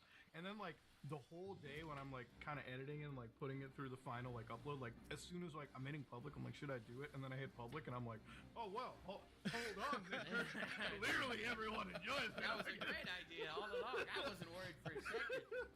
Like I do the Homelander thing when he looks at the crowd like, okay, cool, yeah, we're all happy. Oh man. Like, yeah, sometimes like the most like it's not even like the controversy of it too. It's just like sometimes like I'll find some topic where I'm just like, man, this is like like the boogie stuff. I remember when it kind of happened. I'm like, do I really want to get involved in this? It seems kind of messy, and then I'm like, oh, I'm getting into it. Especially when I get dragged kind of in a way too. But speaking of boogie, sorry, go ahead. No, go ahead. There is a bit delayed some in Australia, so if I do start like talking, it's my bad. I don't mean to interrupt or anything, but when it comes like your content, like Muda, especially like you get the stuff where you're getting there and deep diving, and I've always thought about doing stuff like that, but then at the same time I'm just a chicken and a big baby, so I take the easy way out and just like cover it late. But it's like you and like the Gerard stuff. I remember messaging him and I'm being like, oh God, no. Oh, this is so God, I hope you're right about this, because if you're not, there's a lot of people that. And then yeah, it all came out. I'm like, I couldn't handle like the anxiety of like worrying about it, making that kind of content myself. So hats off to you for doing that stuff. It's like I don't do heroin because I think heroin is a bad drug, but I get I want to go from heroin. Okay. No, but like I get the high, like I understand the rush somebody gets, right? Like anytime I make a video like that, it's like taking a full needle of black tar shit, sticking it right into my veins, and like just getting into the because it's like it is the most insane high to like research a story like that for weeks, if not months. And then when 0 hour hits, it's like when you're in the right, and the other side is like I'm like, keep digging, buddy, keep going for it. Like holy shit, it's the exciting stuff. But I won't deny, like, dude, sometimes I wish I could just like straight up always upload the most like lighthearted, like, and that's what I really do look forward to, like coming home and covering some really lighthearted shit, and then knowing that the stakes are not that high, right? Like knowing that I'm not facing a potential lawsuit threat after I hit public. But like I feel like every time you end up doing one of those super huge investigations that are like always messy, you're like, never again. This is the last one. Then a week later, your hand starts twitching. But some more juicy stuff came in. Dude, I mean, just recently, like I've been investigating into like this one trans YouTuber, Keffels, whoever it is, right? Like, I saw you tweet about that. Yeah, so I started looking into her, and it's a topic where it's like it's so different from like I'm looking at it more from like a financial scam, and then there's like an entire side story to this that involves like didn't they like force HRT like get minors to buy HRT and like lie to their I mean, not parents? forced, but it's like they link to dubious like home lab grown sources. People call it like bathtub estrogen, but it's like made in a home lab. I guess the most similar analog is like if you ever like have met somebody that does steroids, they make their own testosterone and shit like that because they buy all the products and like brew it together. But again, it's not something you should be doing. It's the kind of drug where you need like a special doctor. We call it an endocrinologist in order to like tell you what you should and shouldn't do. Not some YouTuber. It's one of those things where covering a topic which involves like a pretty protected group of people is like I want to make sure I do like the justice. I don't want to like make a piece where it's like I'm what the response video is going to be, right? Like you know what the response video is going to be. It's just going to be like Mudahar, I can't believe you would be so transphobic. You hate trans people and you want us to die. Why? Yeah. Well, dude, it's like listen, there's also the case of like $100,000 basically going missing. Now the allegation here is, and I'm not co-signing this allegation, it all went, towards nose candy, right? Like Mexican booger sugar. So it's like it's supposed to like there's like listen, if you're a YouTuber and you get involved with charity, it's like 95% of the charities and the causes that a YouTuber will just come up with on the spot. Probably the shadiest thing imaginable, like let's just be honest. To be honest though, like I don't even care what the money was spent on. It's the fact that it was not spent on what it was supposed to be spent on. I'm not fully up to date with the lore here. From what I understand, there was like this whole beef between Keffels and Kiwi Farms or something. Like apparently they were threatened and they wanted to raise money to protect themselves in some way, and that just didn't. Well, the other thing is like as a YouTuber, it's like one of the things is she was worried about being like doxxed and harassed and like basically being tracked down, but it's like she kept doing the Walter White I live at 308 Negro Royal Lane every time. It's like, oh, I'm at Twitch San Diego. I'm like, I probably like if I was worried for my life, the last thing I would be doing is announcing my like actual location at events, Yeah. And and this is just coming from like somebody that goes through the extra mile to like hide their personal residence and everything, because it's like people. I agree, on the internet there's some unhinged people. Okay, and that's why you try to be as careful as you can. But yeah, her situation is like the deep dive involved with that is like it's taken weeks, and it's literally the problem is there's just so much that you have to look through. And it's literally like probably gonna be like a 2-hour thing, to sit down. I have no idea what's going on, but I'm already invested. Sounds crazy, dude. It's like it's one of those things where it's like it was on like a to-do list. Like usually for YouTube videos, I have like a to-do list on the phone. Ik dacht dat hij naar huis ging. What the fuck? Things that I want to do, and that was on like the top of the to-do list. Like, Jesus Christ, ik schrak me kapot. And I was like, all right, now it's time to go at it. Zometeen. Ik zit in een dungeon. But speaking of like weirdo people, like I wanted to get into this boogie thing. We all saw the boogie EDP sit down, right? We saw the Last Supper together. Bro, I don't know what he was thinking. Like I don't understand. Dude, every time I think EDP's missing from the world, he just always comes back. I thought he had passed away or something. He's still alive. Bro, EDP's not the questionary. The question, okay? The person with the wonder, why the hell did they do this, is not EDP. EDP's a cockroach. He will come back whenever anyone gives him a platform, okay? Skitters out. Exactly, dude. Lives in Asmongold's closet, waiting for his time to shine. Okay, back. Asmongold's picking him off his shirt and flinging him there. But dude, Boogie, why did Boogie do that? Dude, this is the kind of shit that I question, right? It's Why like did Boogie do anything? It's like, dude, you gotta realize, it's like, bro, this man is. He was caught in it. Okay, so for anybody that doesn't know, EDP445, very popular. I want to say meme YouTuber, right? Like, that was his content. So, he's a pretty crass guy. Says a lot of bad shit. Talks a lot about the Philadelphia Eagles. But the point is, I want to say like it was probably 3-4 years ago at this point, right? Damn. He was caught in a sting operation. Might have been. He was caught in a YouTube sting operation. Basically, a group of people called the Predator Poachers Friend of the show. Friend of the show. Yeah, we had him on, dude. He redeemed himself. He has like literally, he has like FBI levels of convictions under his belt. Not even around, dude. But like, he goes into his first sting operation, which was botched. He decided to focus more on the content of the time, and the cops weren't involved, so EDP got to walk away free. But the context was EDP showed up to visit a 13-year-old, right? Yep. And in his words, he was just there to eat a cupcake. Yep. All right. He went to his 13-year-old's house for a cupcake. for a cupcake, right? No. They got the best cupcakes here, man. I don't know what to tell you. 2021. My career or this cupcake? But yeah, he goes out to get this cupcake, and he gets caught in a sting operation.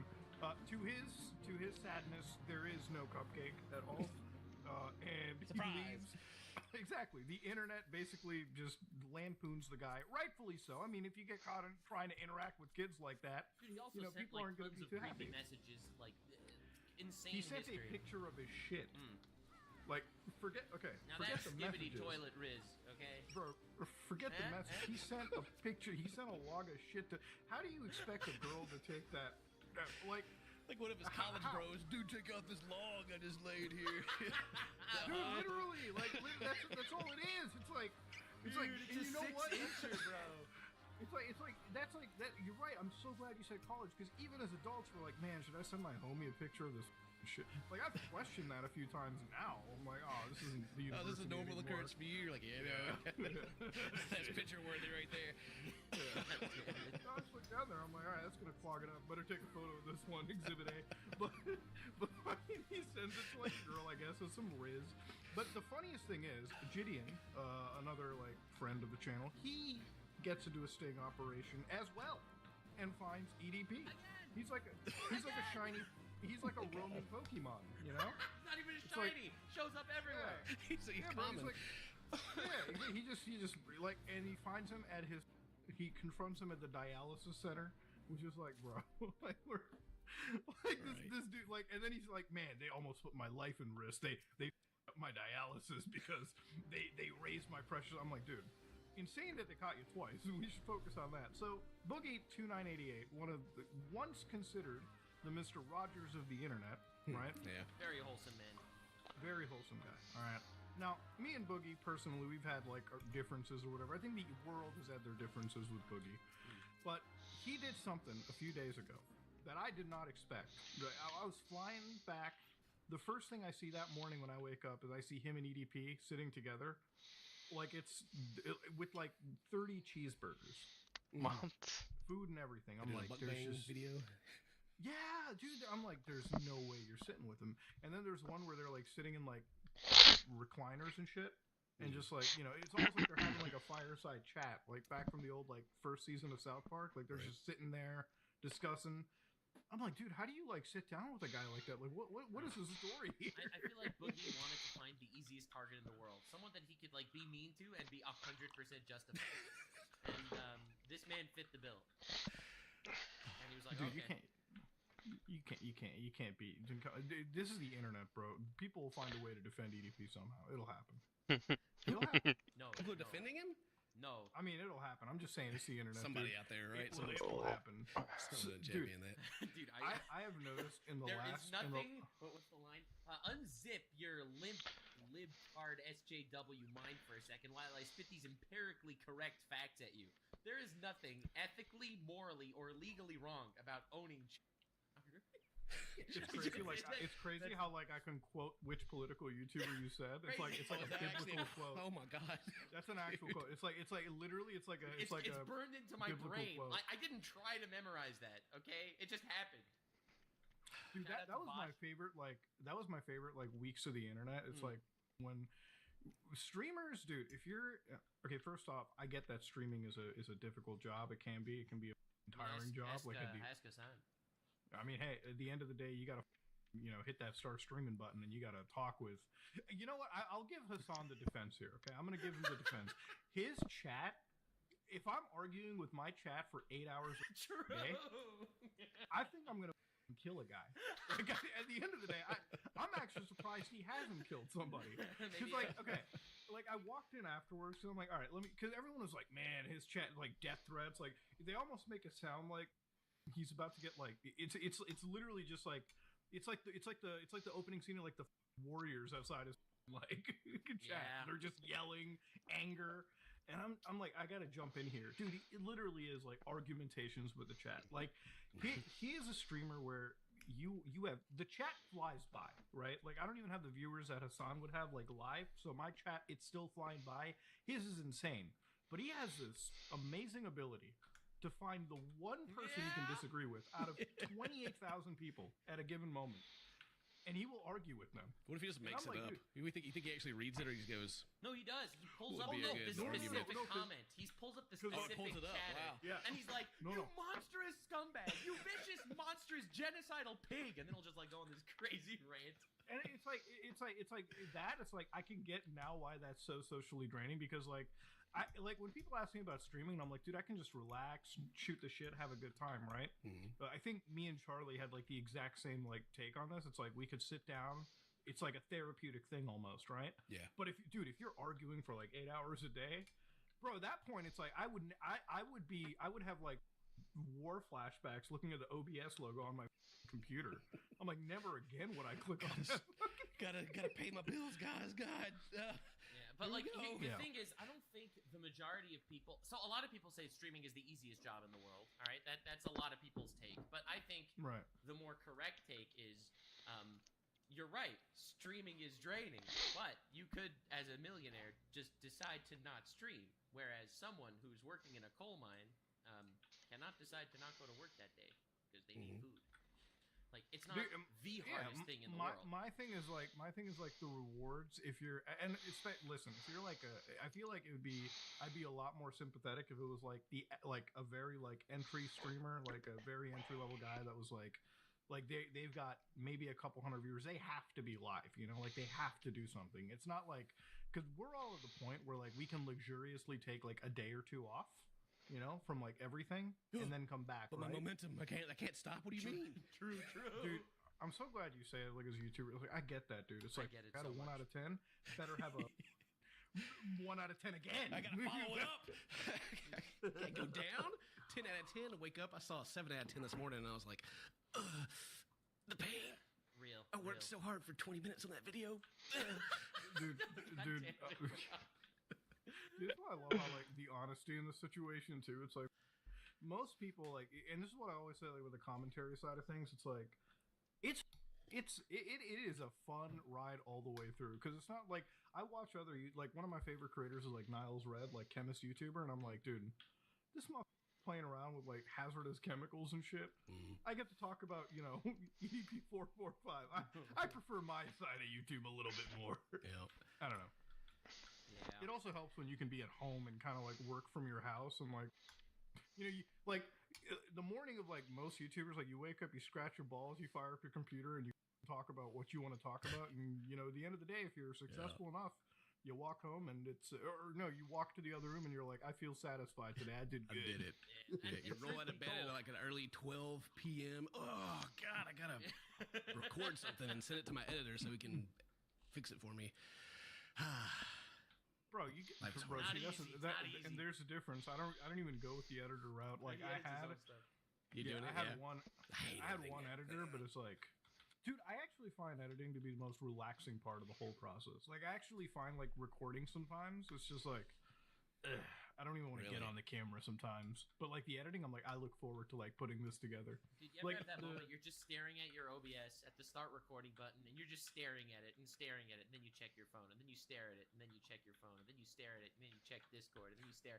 And you're sitting there for a full hour before you hit the start recording button just because you're like, no, it's just me. And then you start and you have to do your intro 5 times.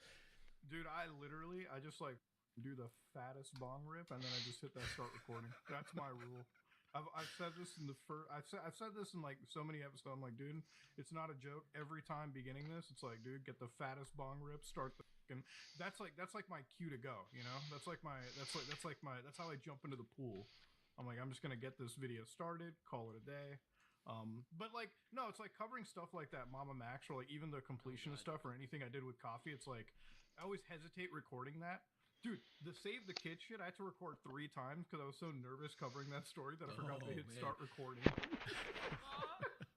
I've had that happen so many times, dude. There's no worse feeling than having the best first like take, and then like you look at your camera and you're like, well, why isn't the red light on? And oh no! The SD card, you're like, mother. Yeah, dude. For me, my worst experience with that was my first collab.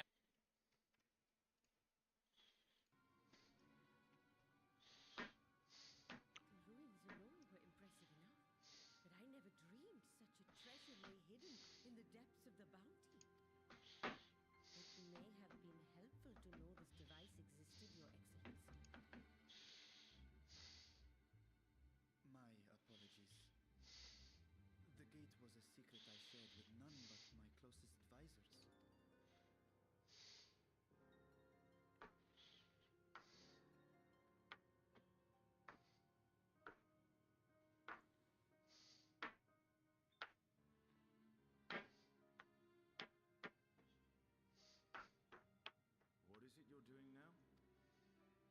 There's something I wish to verify. The NOAA reports claim that a short stint into the void carries little risk of etheric imbalance. Should one suffer an injury, however, or if one's expedition drags on longer than intended, that risk becomes significantly greater. Graha theorized that a warding scale would confer protection from the void's corrupting influence, but I would prefer to test that hypothesis before we set foot in the 13th ourselves. So, this is an experiment of sorts. Yes, an experiment. Tell me, how would you go about testing the efficacy of the warding scale?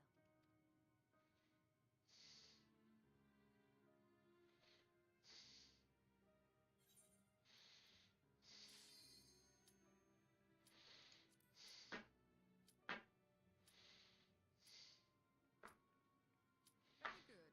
I see you've been paying attention. As Ritra sent his simulation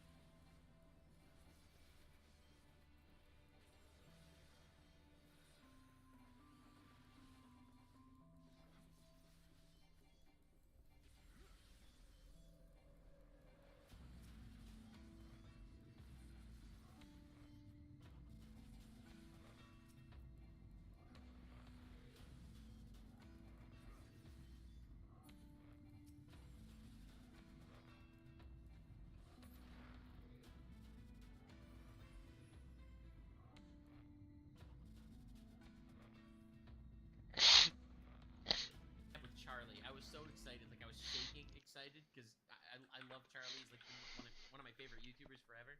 Mhm. And, like, I'm shaking, and we record a whole video, and like I worked so hard to set it up. It was an apology video tournament, like where I would get people to submit fake apology videos, and we'd have to see which one was the best one. Like, it's so many moving parts, and we do it, and we record the whole thing, and I didn't notice that my file corrupted, like, at the very beginning, and I have none of my own footage. I only have Charlie's footage. So I obviously, like, I'm not gonna ask him to re-record the whole thing. That felt terrible. So you from recorded memory, your part. I re-recorded like half conversations. Like, I'd listen to his thing, and then I said the thing that I said the first time. Nice. It took hours to splice all of that together. My poor editor. Oh my god.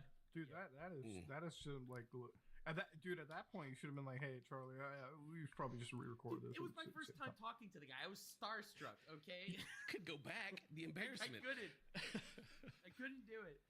It's like back in the day, like You want- horror you wanna- gameplay. Like, I faked reactions the whole time. I was like, Yeah, well, that's what I was "What? gonna say. Like, you go That's back and crazy." you So you want to know the funniest actually? You want to know the wildest story actually? This is, I had never told this one yet. So God. when we were doing the completionist story, I had that same experience happen. I recorded. So you know that call we had? That was No. actually the second time we did that call.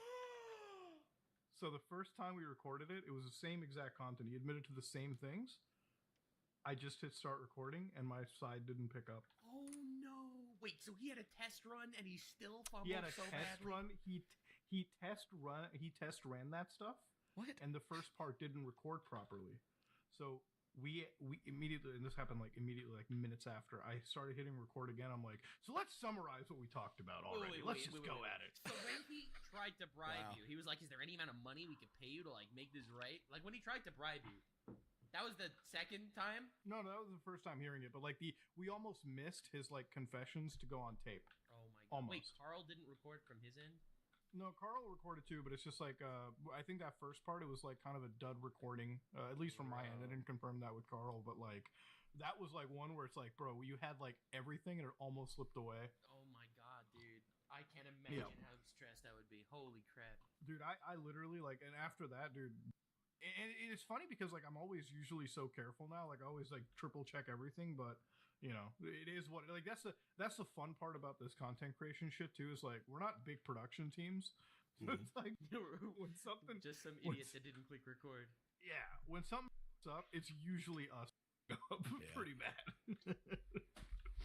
Oh, but other than that, boys, it's like this week. It's like we also had we had Nintendo deciding to shut down True. one of the biggest Switch emulators imaginable. Can I just say something right now? Nintendo fans probably are the biggest Losers. suckers I've ever met in my life, dude. There will Nintendo or never be fans? the fans. I mean, there is nobody that sucks as good as a Nintendo fan will. Bro, if it doesn't Like- have a butthole, do not love it. And Nintendo Bro. does not have a butthole. Bro, dude, okay, so this is what I like. Nintendo is one of those companies where it's like they make like a decent game every once in a while, right? Like I'll say the Legend of Zelda game was pretty good, so on and so forth. The Pokemon company, yeah, they could be that nonsense. All right, get out of here. I don't. Hasn't been a Pokemon game since DS that I actually enjoyed, but you know, so they have arguably one of the most popular consoles right now, the Switch. And the Switch has been basically hacked, emulatable since, you know, I would say the beginning of its life cycle. And now the Switch has like maybe a year left, and they decided to like just shut down one of the largest emulator projects. They like had a settlement with them, like a $2.6 million settlement. So it didn't have to go to court. And thank God it didn't go to court, because if Nintendo had gone to court, dude. it would have made some new laws. The some new precedent, there would be precedents. like actual precedent against emulation. God. Yeah. And then, like, you know, the Nintendo fans were like, this is good. Nintendo's just protecting their IP. I'm like, dude, you really honest to God believe that Nintendo is going to go bankrupt because a few dudes decided to play? Dude, you know why Pokemon Emerald is still alive today? Because of emulators. If not yeah. for what, you think people are ripping out the Nintendo SD? Not even the DS, the SP, right? The little Nintendo and Game Boy Yeah. Advances to play Pokemon Emerald. Mm-hmm. Like, it would be a dead game. No, but it's like even some of the most popular gaming content on the internet is done entirely through the emulation Oh, stuff, sure. right? Like all those randomizers. Dude, All there the are so ROM many- hacks. Yeah, Everything. all of that stuff. I mean, there are YouTubers like in the gaming circle that we know, all right, like who just like have million view videos, like multi-million view videos where they're like playing Emerald with like the weirdest hacks enabled, right? I mean, shit. Some of my super old content has like me around with ROMs and whatnot too. And now I sometimes sit and one like it's so weird with Nintendo stuff that sometimes like I'll like lay in bed and I'm like, will I wake up to a community guideline strike on a video 9 years ago because some that suited Nintendo got mad. That's the kind of company we're looking at, and people go out of their way to like get on their knees and suck appropriately for this. It's insane. Like I just don't get like what it. I don't understand how anybody can go down and defend like or participate in like plastic box console wars or like defend any gaming company, right? Like I love Sony. Sony does a lot of stupid shit every day. It's, you know, like the weird parasocial connection is always super wild. Like I can kind of understand it for like a YouTuber or a streamer. Can't understand it for like a video game system. Like I don't know. They make video games that I enjoy though, so I'm going to give them a pass. I don't understand the whole idea of loving like some massive company just because they make something you like. Like I see people are still fans of Blizzard. Okay, like how can you be a fan of Blizzard because you like Overwatch?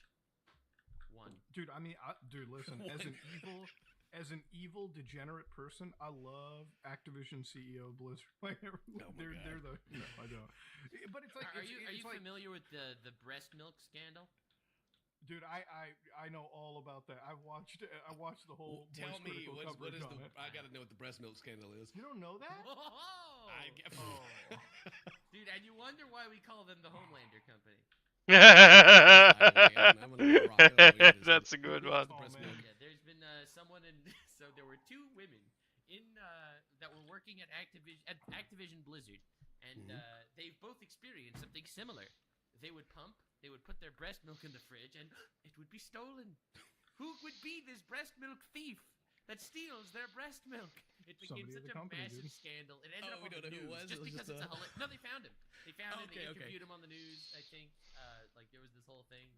But, like this became a huge story because like someone's been stealing breast milk. Just imagine like the CEOs like in the refrigerator like Gollum. I mean, under the threat of litigation, I wouldn't ever say anything naughty about Bobby Kotick, but I wouldn't be surprised if I heard anything bad about people like that either. You know, like, dude, it is like Activision when it like came out, they were like genuinely, and they still are, by the way, one of the most scummiest corporations out there, and it's why like defending anybody, it just doesn't make any sense. It's like even if you like one of their games, what game does Blizzard make nowadays that's actually good? No, like I mean, like for real, like, what game do they make? Because it's like World of Warcraft is literally played by like they've been recycling that stuff for 20 years now too. That's like yeah. What about Overwatch's PvE campaign? Oh yeah, that got beautifully canceled, dude. Diablo 4, dude. Have you seen the prices on a cosmetic in Diablo 4? Well, Diablo 4 didn't you need $500,000 to max out your character? No, that's Immortal. That was Immortal, not 4. Okay, that was a mobile game. And so the new game, the $60. Well, okay, listen. I believe all mobile gaming is garbage. Okay, there is not a good mobile game on the market. Excuse me, there's Sudoku. Okay, well, I'm sorry. A game that people that don't shit in their diapers play now. Yeah, let's talk about fucking that. Wow. What about Genshin Impact? Dude, that's why, dude, when you told me about the time people were boycotting that game because they felt scammed, I'm like, dude, I hope they keep scamming their. I honestly hope they never. Dude, if I was a mobile game developer, probably the most evil mobile game developer in the world, bro. I'd be like, I'd hire only psychologists to like siphon dollars out of people. That's all. Like gameplay. Like I'd be the executive that walks into the office. I'm like, gameplay. Hold on a minute. Fun? Throw that out. Get the. We're not doing paywalls. Like I would find a way to. Battle pass. Like if you told me to make a wish something in my game, I would walk in to ruin that person's just for the sake of extra few dollars. Like that's what I would like as a mobile, like that's all mobile gaming is. There's not one good thing in that entire hell pit. Well, right? I believe some good everyone. Emulators. I mean, yeah, see, but now you're playing somebody else's game underneath that. Exactly, yeah, then it's great. But nobody on their own makes anything good out of it. It's all just absolute, complete, mind-numbing. It's literally just drugs. It's legalized drugs for kids. Like, because they're always on these stupid. My aunt's kids, all they do is play this like Roblox game, these Roblox titles and shit, and it's just like, bro. I look at the store for these Roblox games. I'm like, bro, they're scamming the shit out of these kids. Like, I'd feel bad about it, but I'm like, dude, you're old enough to not be playing Roblox. Like, when I was your age, dude, I was already on the World of Warcraft, like, Well, I probably shouldn't say the second part because I can get my main account banned. But yeah, it's actually I don't care. I was on private servers. Ban me, Blizzard. Who gives a shit? Game sucks anyways. Clutching my pearls. Oh my goodness. Anything but that. Yeah, no, but apparently, like, you can get your account banned. I'm like, go ahead. It's not like I fucking play that dog shit anyways. Oh no. Miss me with that nonsense. But yeah. It's So yeah, crazy. this week's been a little bit wild, so to speak. I mean, Yeah, before we started recording this, we were like, oh, this week was pretty uneventful. And then we're like, yeah, but then there was like a Minecraft YouTuber that was outed for like stuff. oh, Wilbur Suit. Yeah. You gotta fill me in on that. Jesus. Oh, so Bro, if you touch Minecraft, okay, I'm gonna be honest, like, if I ever find out that you're playing Minecraft on YouTube shit. for a living, podcast over. bro, there's a 60% chance. There's 60% chance you're kids. All right. Like, Oh God. no, not you guys. I mean, if you guys were playing Minecraft, I would. But like, listen, if somebody was like happily, like, if somebody was uploading Minecraft every day, laughing and giggling like a child in the No. video, I think 75% chance I'm looking at a bot right there. Like, it's a To Catch a Predator episode. That's how up that community is. But yeah, go ahead. Yeah.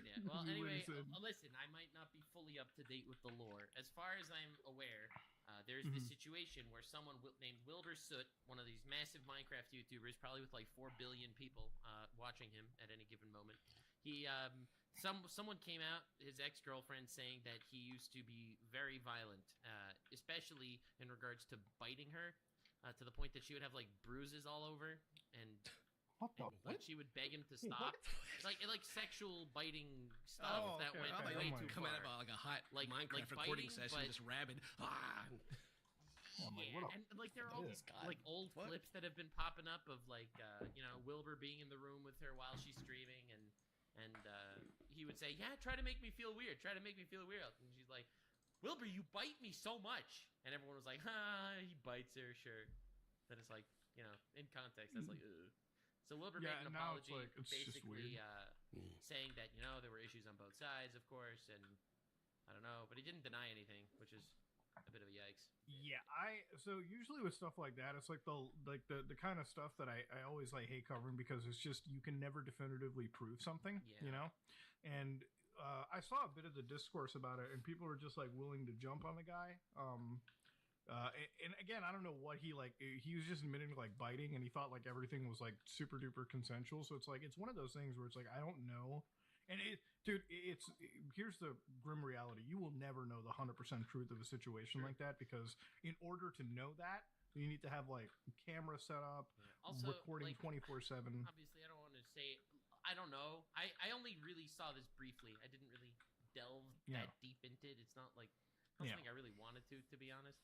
But I don't know. I feel like whenever there are these relationship things, while one side is usually more to blame than the other, there usually are two sides to the story. Yeah. And even with like a Except he situation just like didn't this, deny it, which is a little weird. yeah, like even with like a whole situation like this, one of the things that I don't understand is like if you're, I don't want to say that this is like people that don't understand boundaries or anything. Like I feel like at some point you're old enough to know. If like you're at biting some someone point, to the point that they're bruised, then there's a problem. Okay, like yeah, like come on. yeah, and it's just like one of those things where I'm like, I kind of sit down there and I'm like, dude, why is it so like? Why is it like I never could expect this out of any of you guys because it's like we all have like. We all understand how it is to be an adult. So part of me like sits over there, and this is no way that I don't want to sound like I'm trying to like downplay anything. I'm just saying like at the end of these are people that have like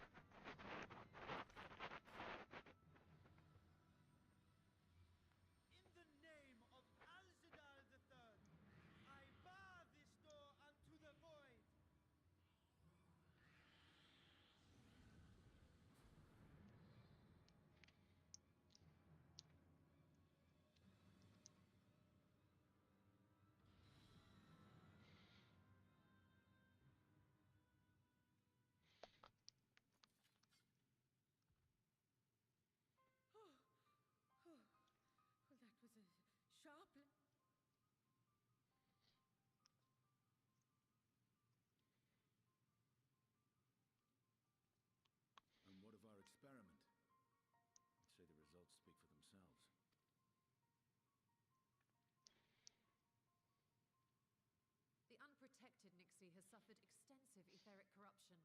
As Nidana observed, it's well on its way to becoming a void scent.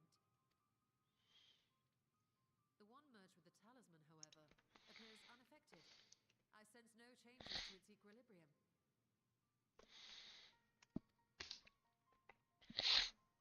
Rest now, little ones.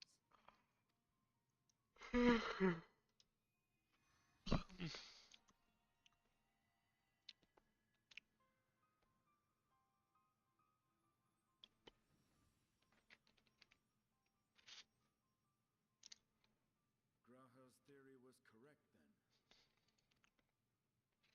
So it would seem. But while our second familiar was untouched by void energies, the talisman itself shows signs of degradation.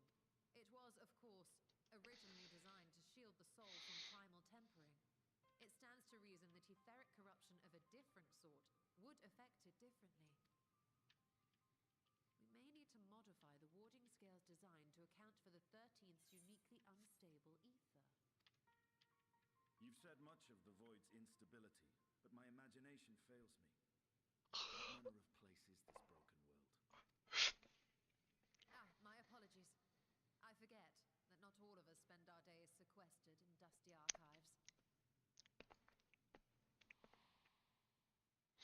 The 13th is a reflection of the source that was drowned in a flood of darkness.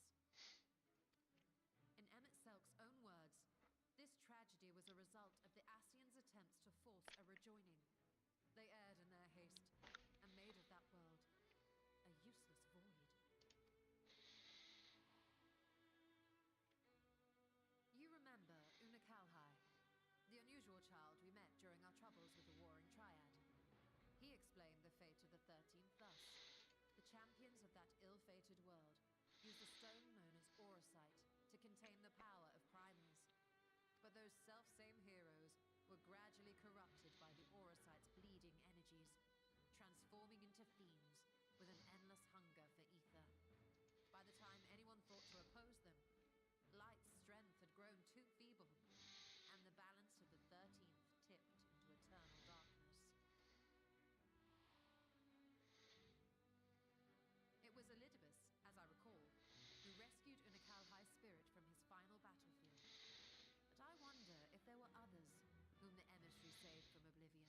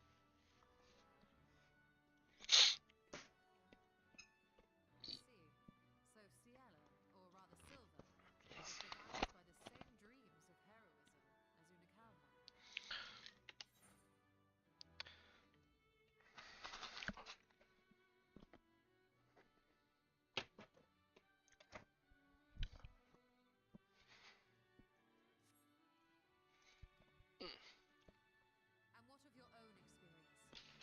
Will you tell us what you observed during Noah's expedition?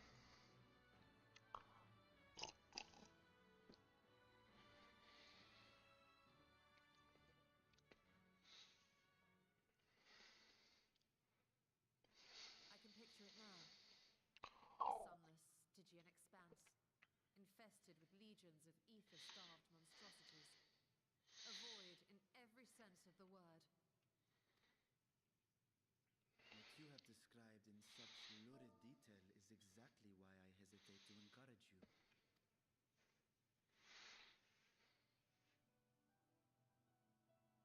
Worry not, great Vritra. Our journey into the 13th is but the first leg of a longer voyage. A voyage that shall lead us to other reflections, to new mysteries and discoveries. And I mean to be there every step of the way.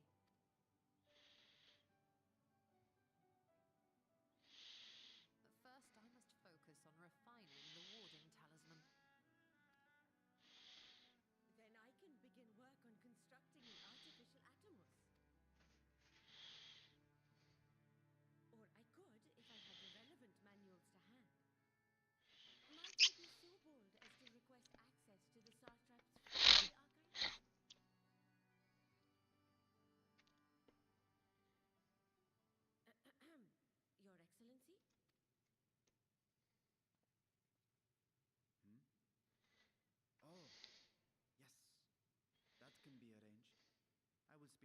officials upon our return.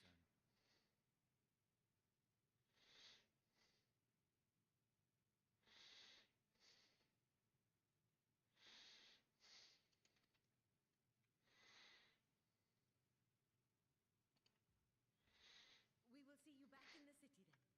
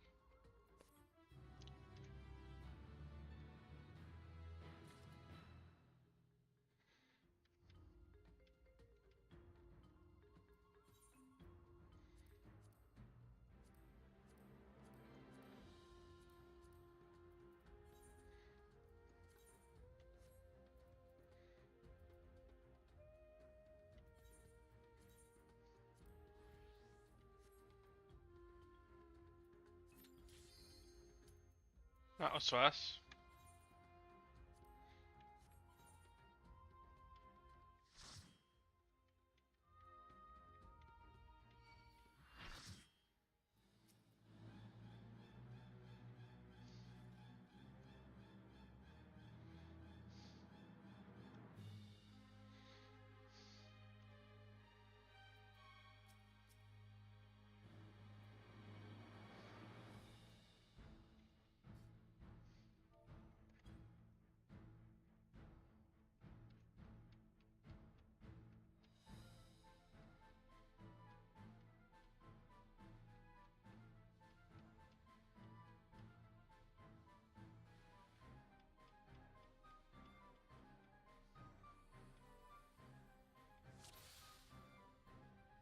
I'm the only one fit to protect her. To think that this could be born from my memories.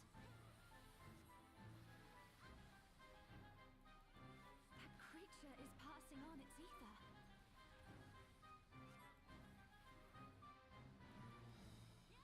How about you?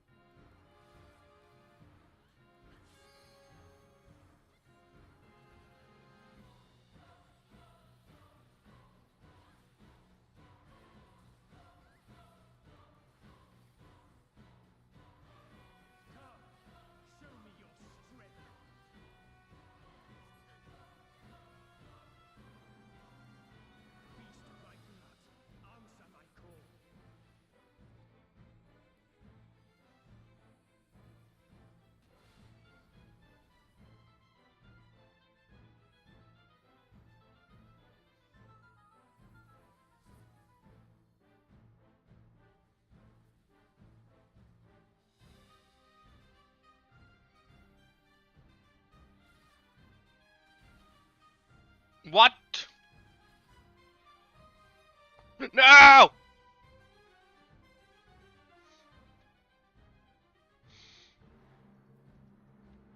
Big oof.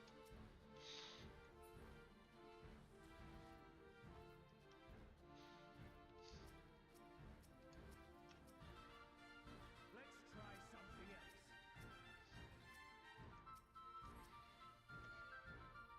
The blade is imbued with light.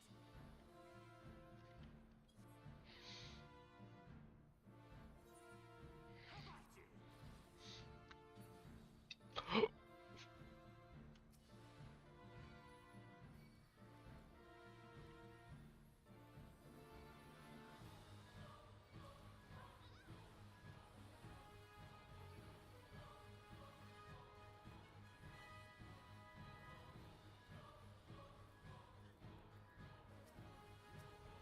You're not going anywhere.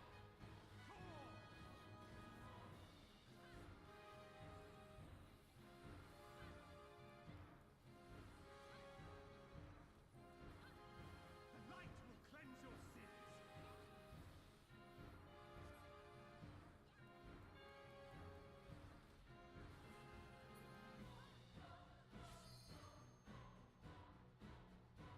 The light's so strong. I can't sense anything else.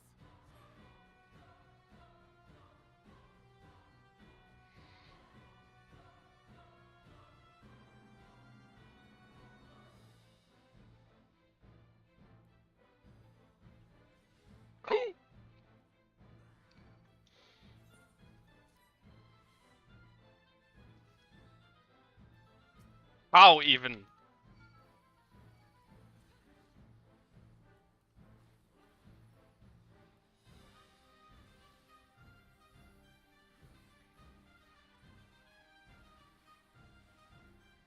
feeble shield protects nothing.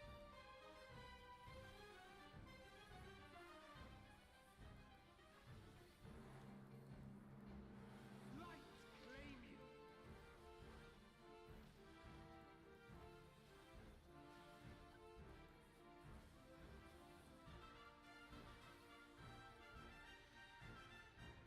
You fucking actually ruined it.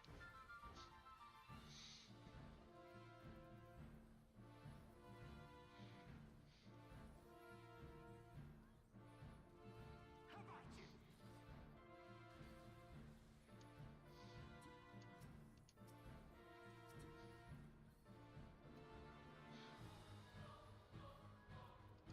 How about you?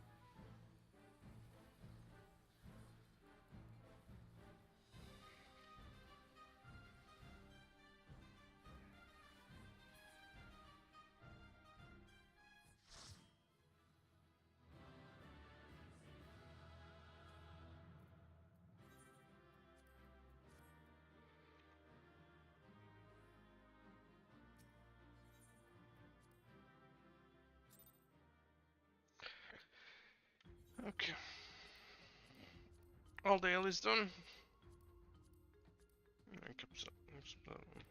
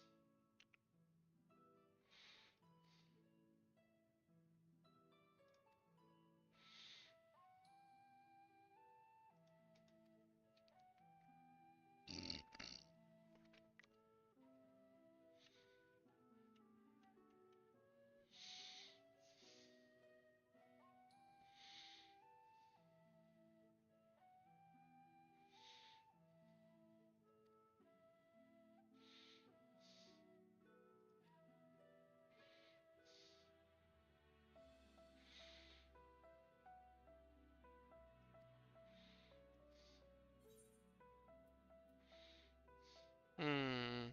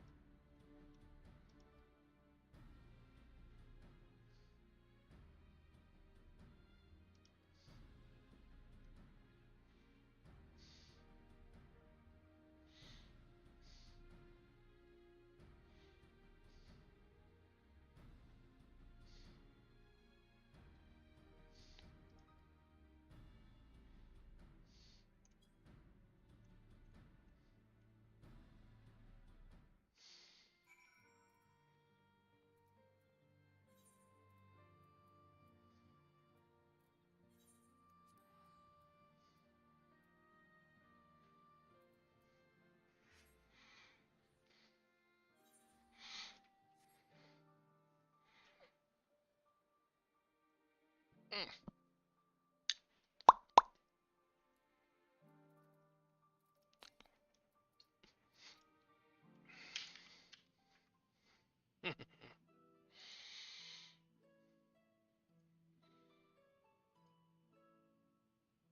it's Donna. going well, I hope? Hmm. Tis a lengthy process, but the end is in sight, yes. That's wonderful news. I myself had some good fortune searching through the Satrap's private records. What I found was a transaction log dated around the same period as when Alzadal's legacy was built.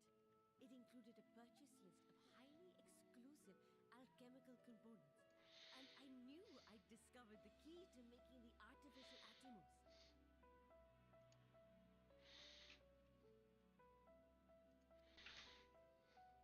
I then visited the High Crucible to commission the materials. After I'd explained my requirements, I was beset by volunteers insisting I allow them to help with the entire project.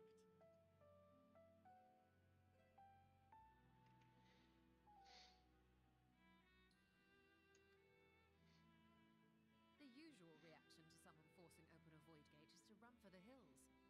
Harnish academics certainly are a different breed.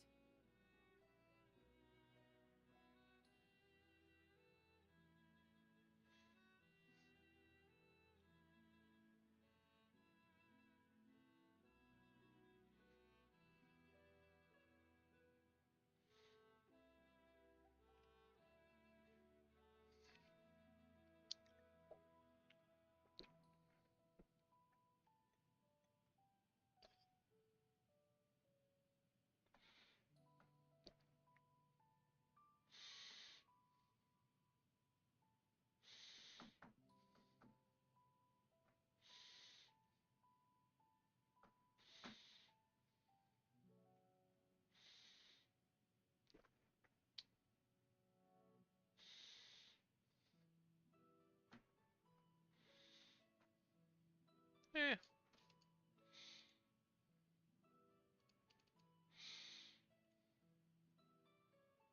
BRB.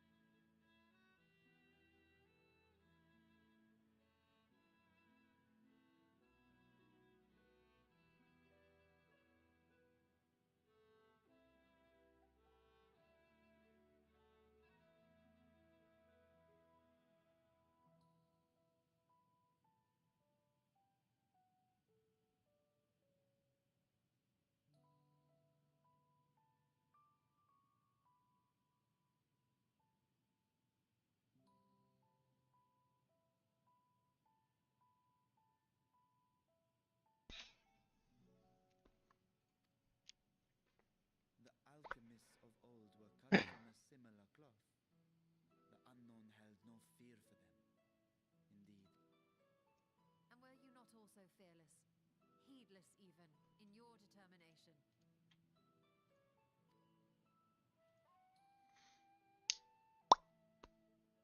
My sire entered his dormancy before I was hatched. And so it was Ashdaya who kept my eggs safe and warm. It created a bond between us. Even long after I learned to fend for myself, I rarely strayed from her side. She was my guardian, my sister, my dear companion. And not a single day passes that I do not mourn her absence. No matter how deep the darkness, I would not surrender my search. I promised myself the time would come when we would once more take to the skies together. But I am satrap now. The Radiant Host is here to serve, Your Excellency. Nardine, what is this about? Celestinian told us of your predicament.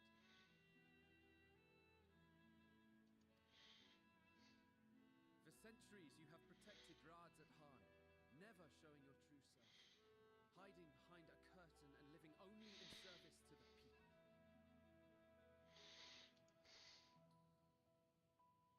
Your dedication meant more to us than your deceit, and so did we accept you as our rightful ruler. After all that you have sacrificed for this nation, did you imagine we would begrudge you your heart's desire? We survived the final days. We are a strong and proud people. We, the Radiant Host, will keep Thavnair safe in your absence.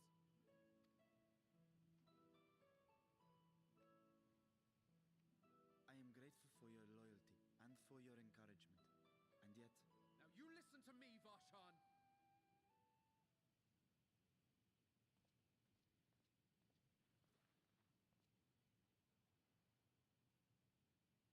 You are wearing that face, after all. As I have told you before, you are a little brother to us all. And if you are family, then so too is your sister.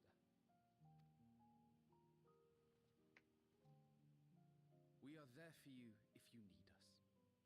But do not ask us to sit by and watch while you abandon a sibling you have ached to rescue for millennia.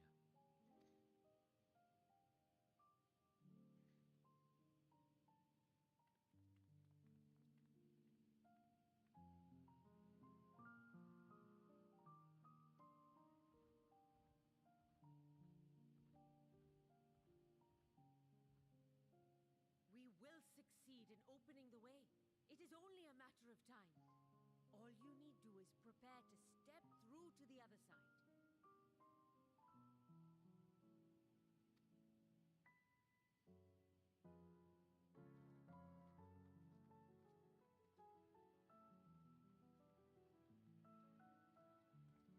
Your Excellency, I wanted to thank you for building the orphanage. It means so much that my sister and I will have a place to be together, safe and happy. And I hope that you and your sister can be together again too.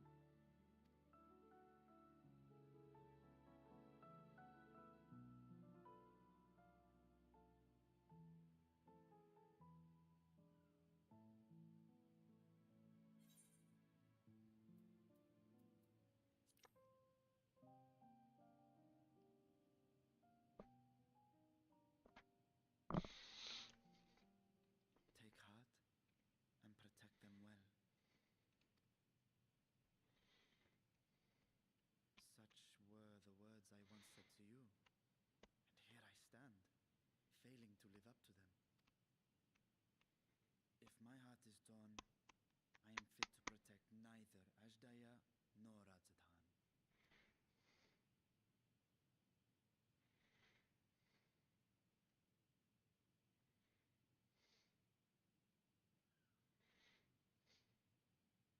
My people, I have come to a decision. decision.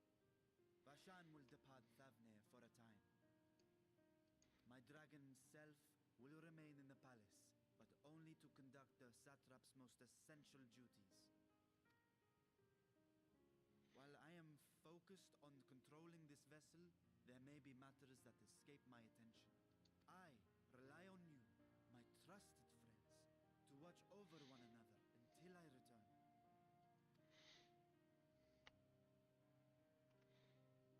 Take care and fair fortune, little brother. Many tears would be shed should you come to harm. I would not dare make you cry.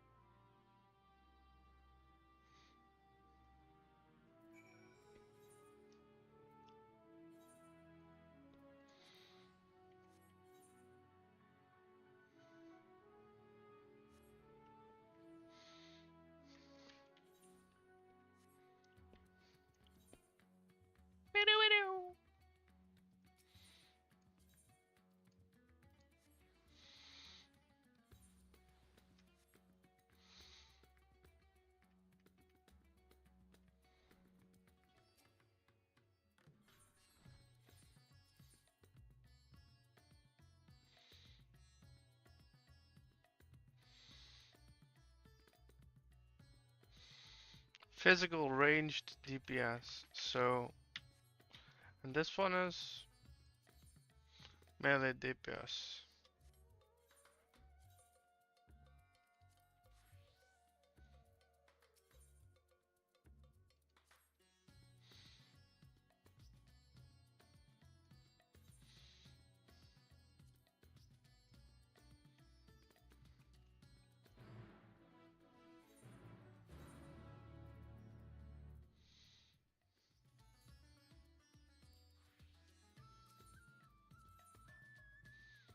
Level 85, okay.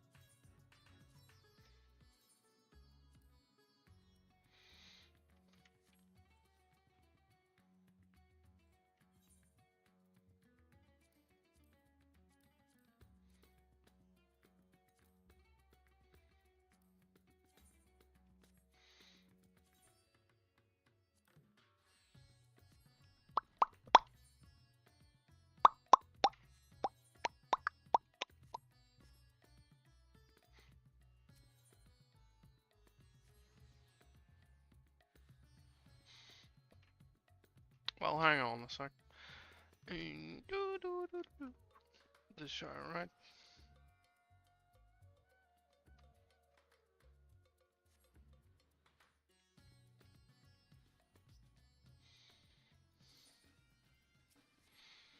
Mm.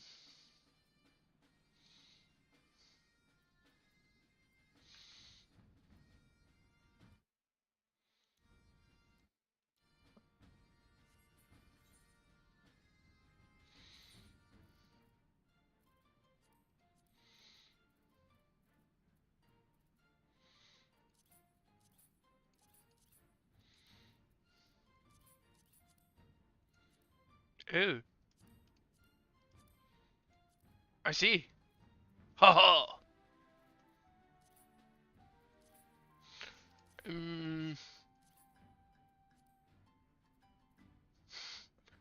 So how the fuck did I do this?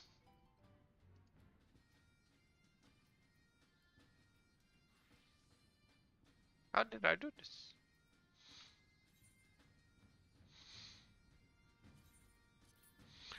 Oh, okay, right.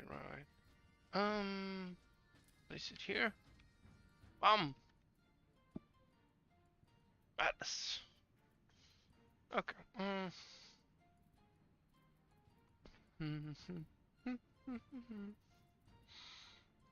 Or shall we place it?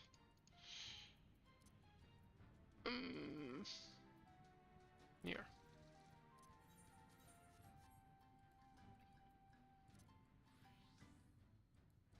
That still works.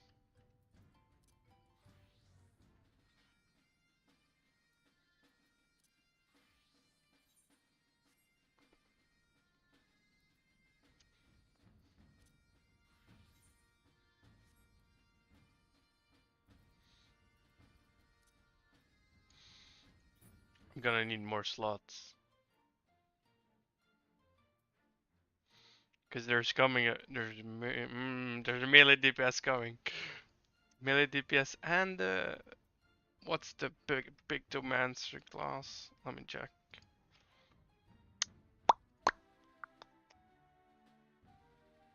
Dawntrail.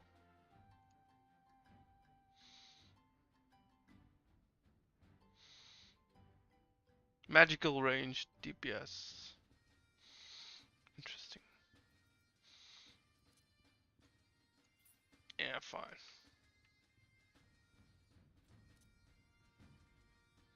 Where the flip is thingy witting. There you are. Yeah.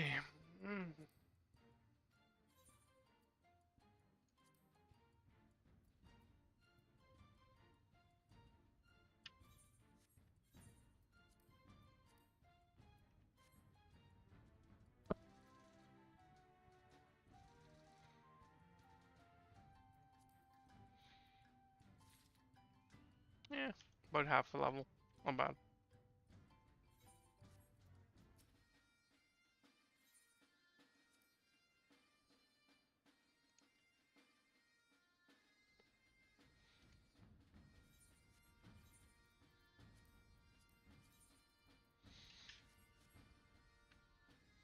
Let me just check.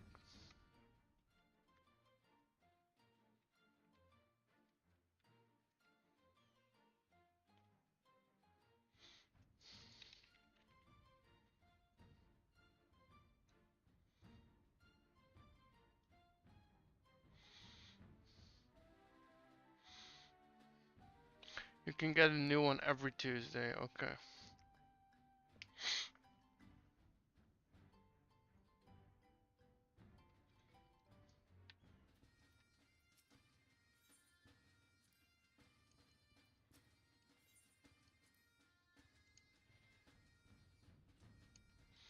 Okay.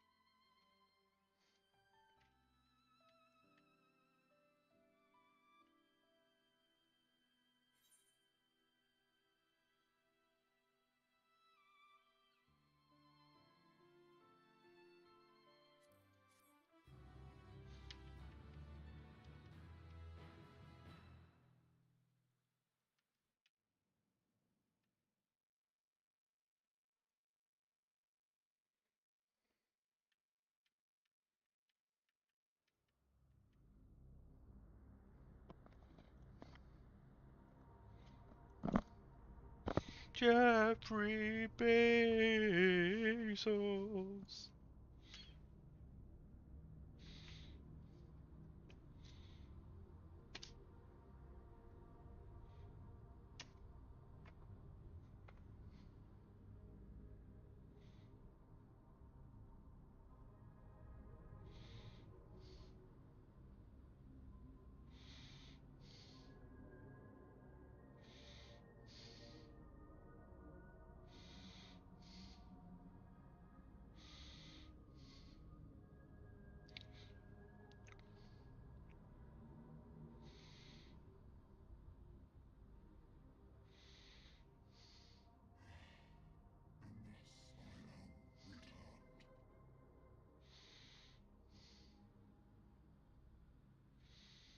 To this world, bereft of savings.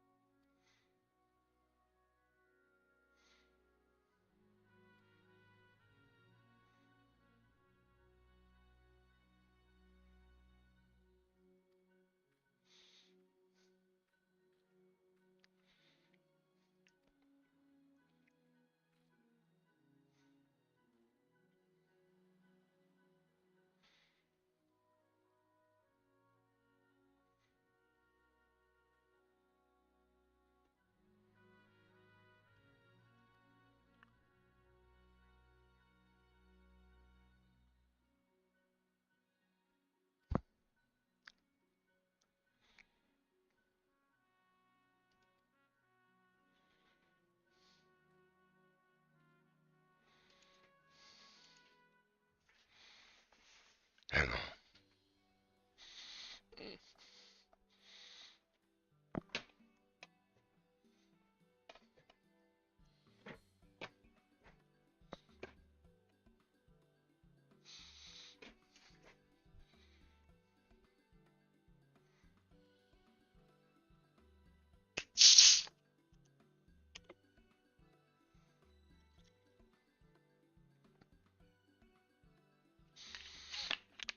yes.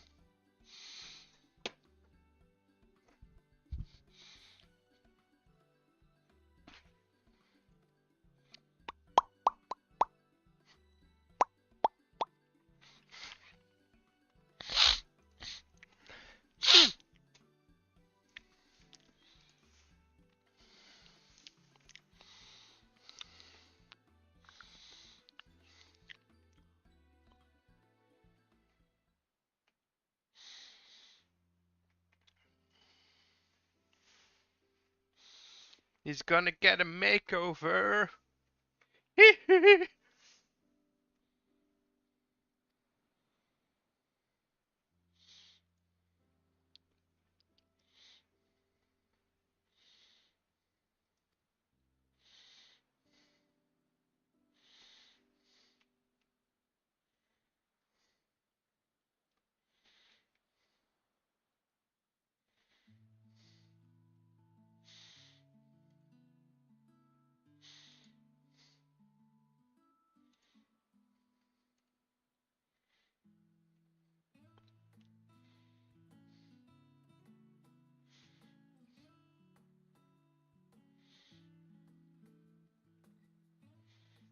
Or not.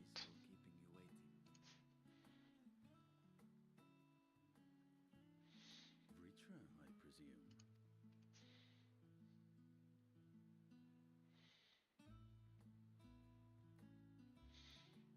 The fuck?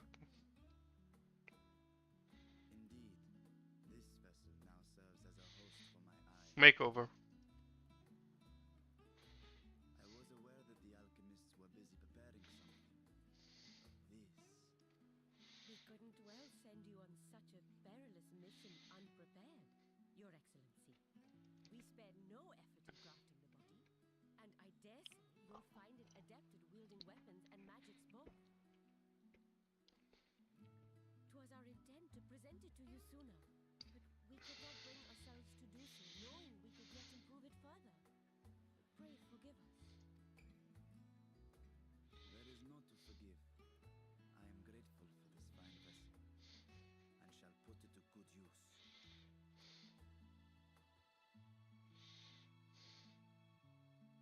Again, I ask that you watch over Adzatan in my absence. The dangers we go to face are great and many, and I fear I will be unable to give matters here due attention.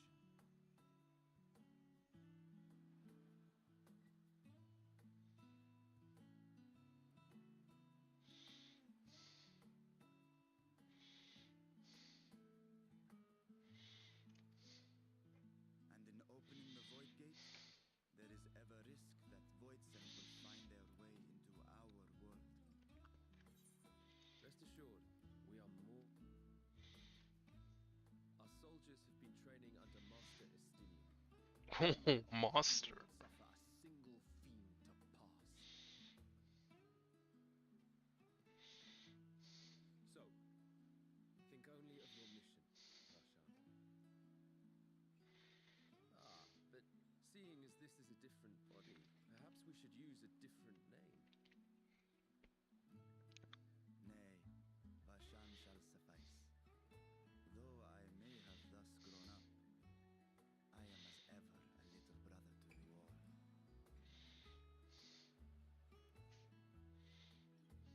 As you say, as you say.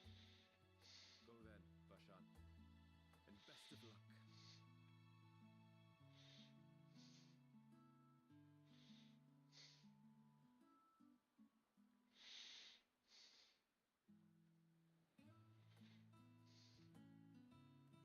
I have something for you as well. While you were gone, Orionje paid us a visit. As As you may recall, he joined us on our foray into Alzadal's legacy in part to conduct research for the Loporrits. Research they were delighted to receive, and which has already inspired them to consider new ways to improve their own treasure vault.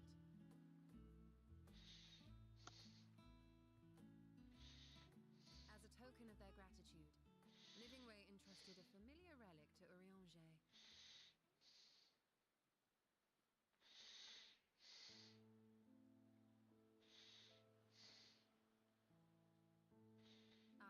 The crystal, which showed the way to Meteon. The Loporrits no longer have need of it, and thus saw fit to return it to us. Harboring the power of light, it could well aid us in our mission in the void. And who better to bear Heidelin's gift than her chosen champion?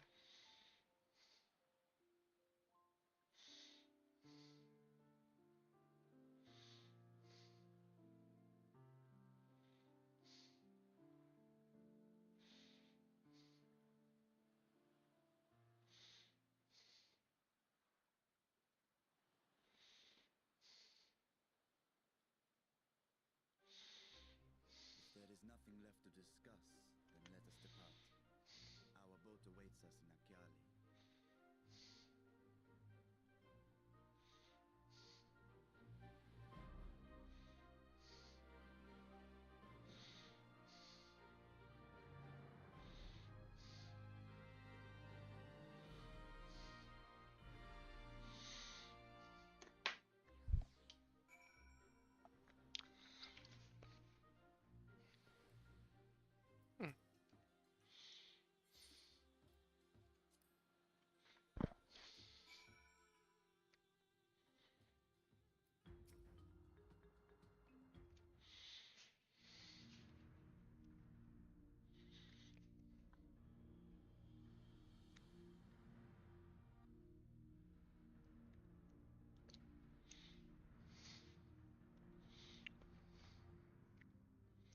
I shall now lift the seal. In the name of Alzadal III, I cast open this door unto the void.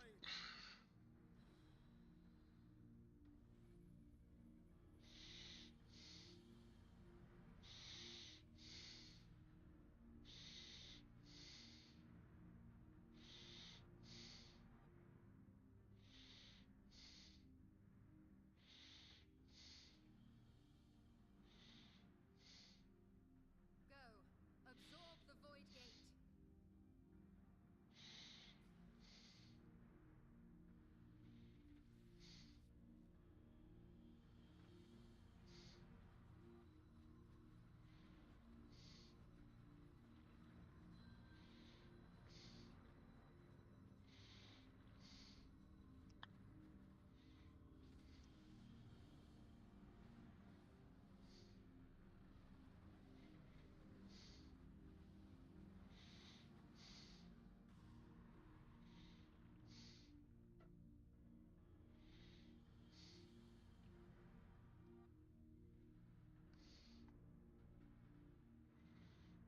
It worked. We should have no trouble passing through a gate of that size. I can see that.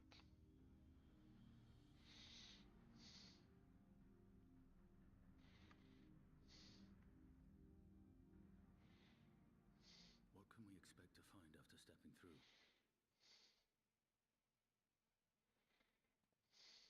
On my previous foray, I emerged in a castle swarming with void scent. I was hopelessly outnumbered and forced to turn back. But together, I am confident we can hold our own. Upon our arrival, let us deal with any hostile entities and secure the area.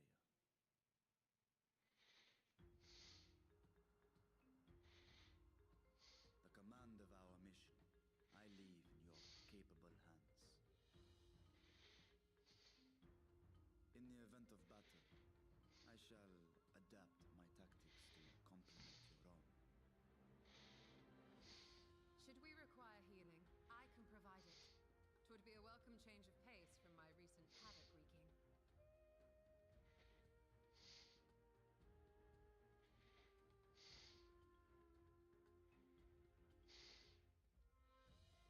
Take heart, friends, and have faith.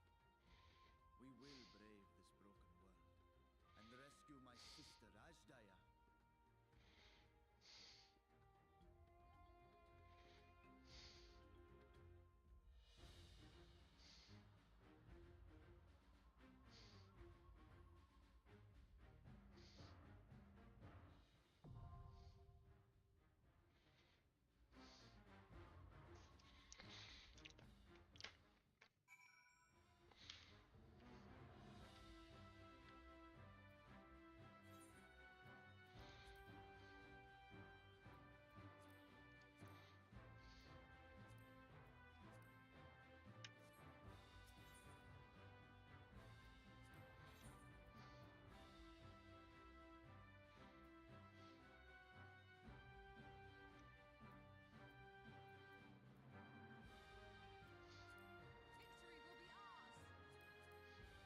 Together then. Together then. Victory will be ours! Together then. Right then. Victory Together will be then. ours!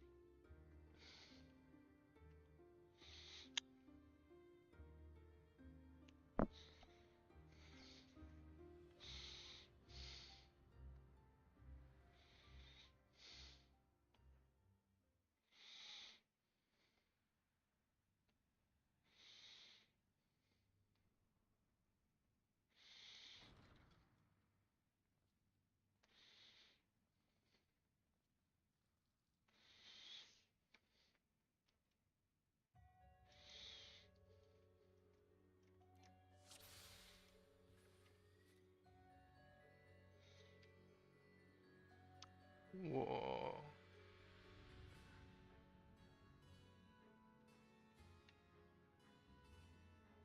Oh, whoa.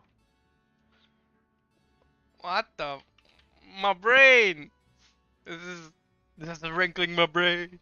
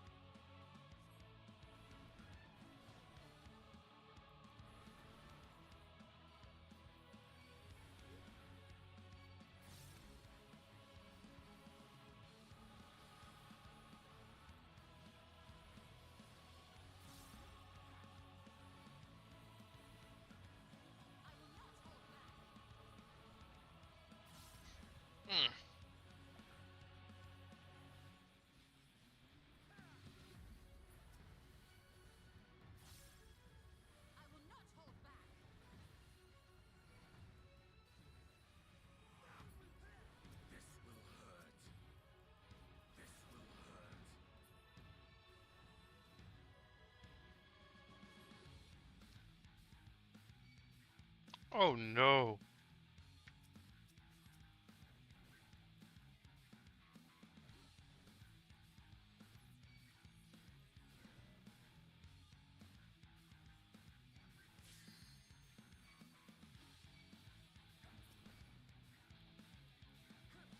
You forced my hand.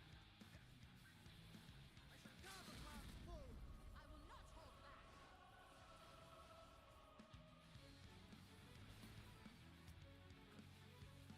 Out of my way.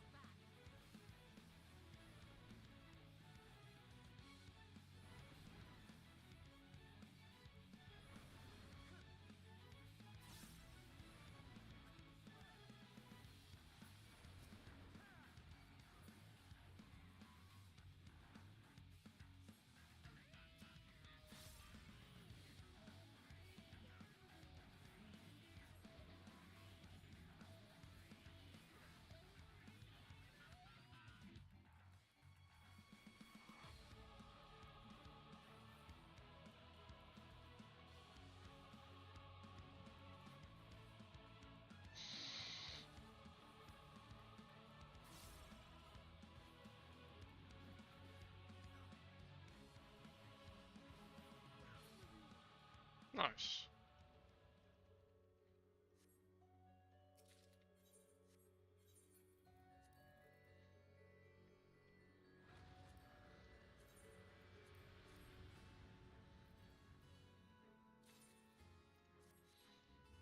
Whoa.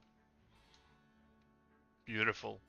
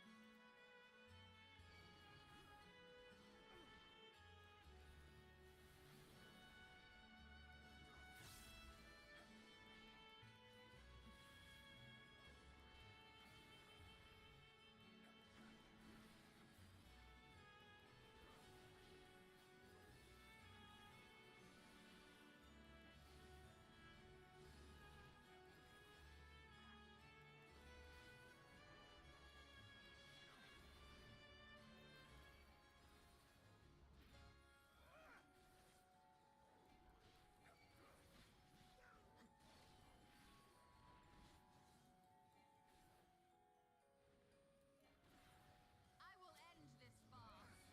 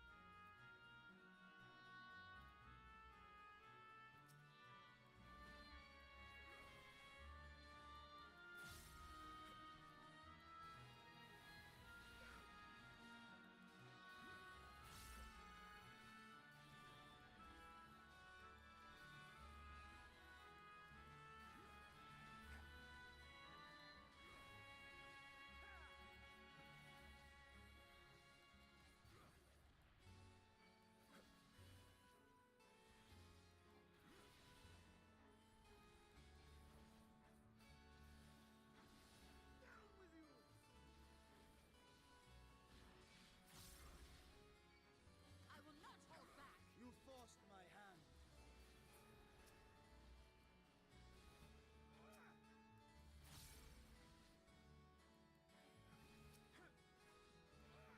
I will not hold back.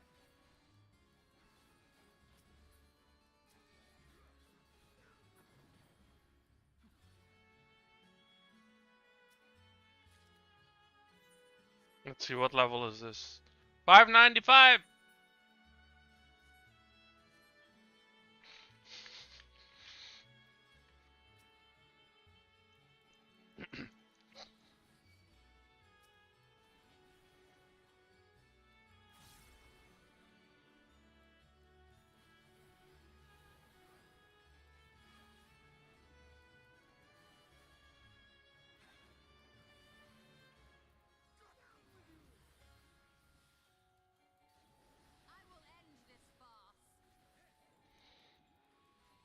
Farts.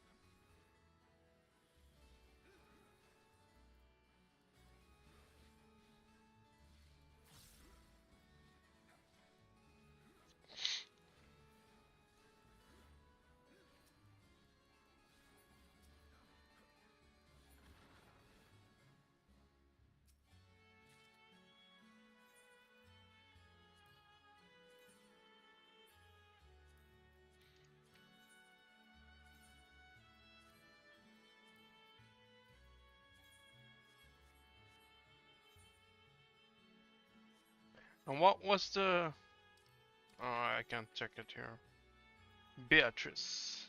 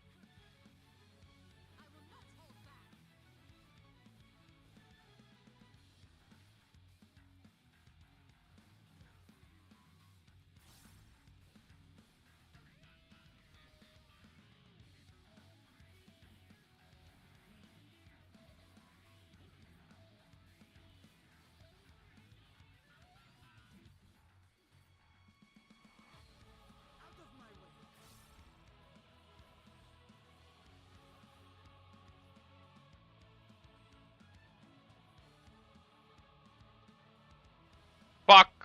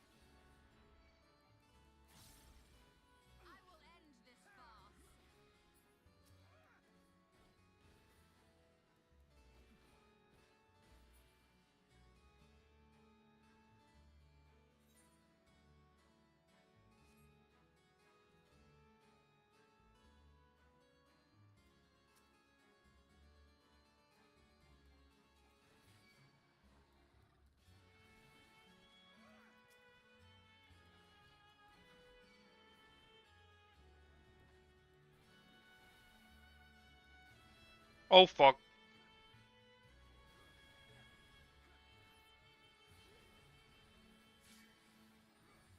You forced my hand.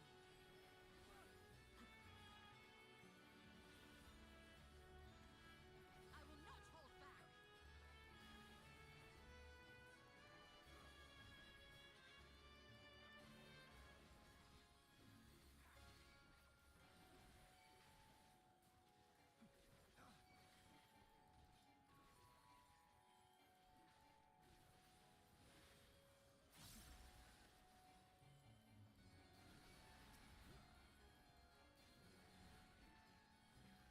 Out of my way.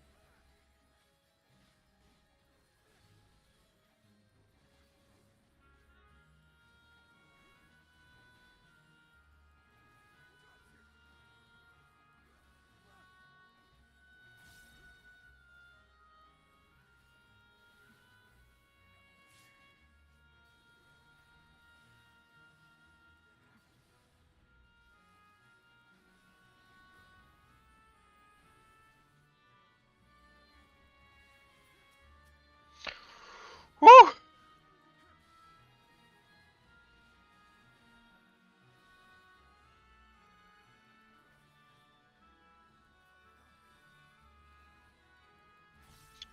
What?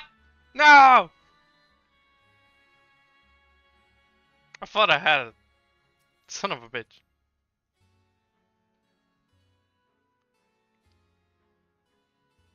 Ah.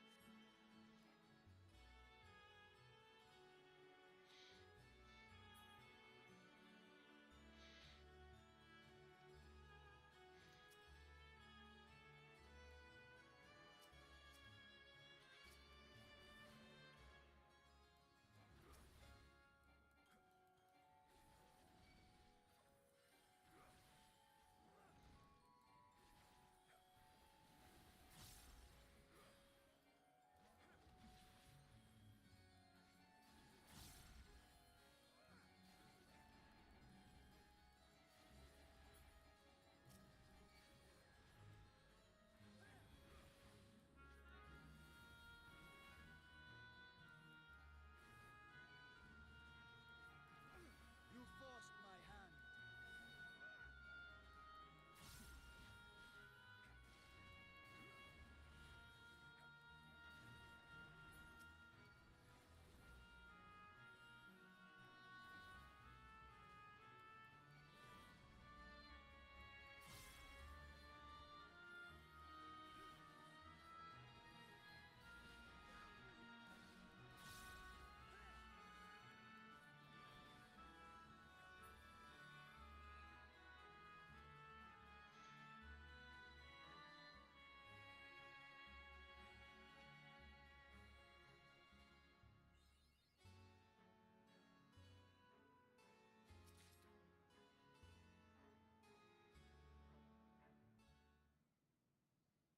So the gate did open again and delivered the most mouth-watering morsels.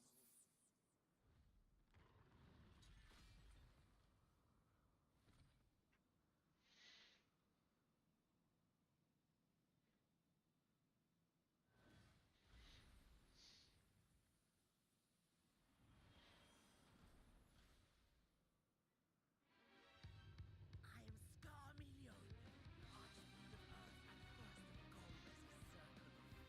Golbez's Circle of Golbez.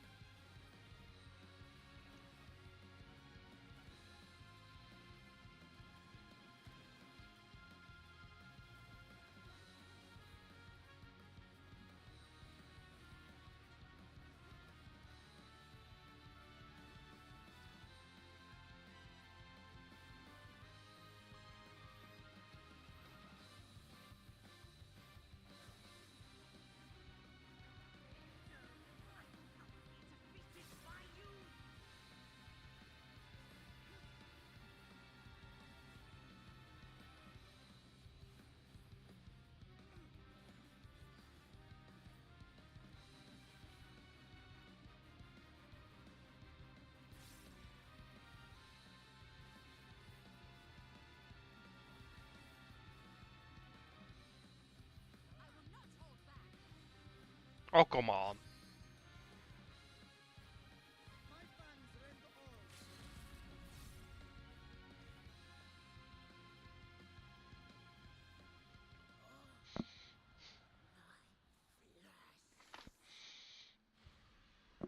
Give me loot.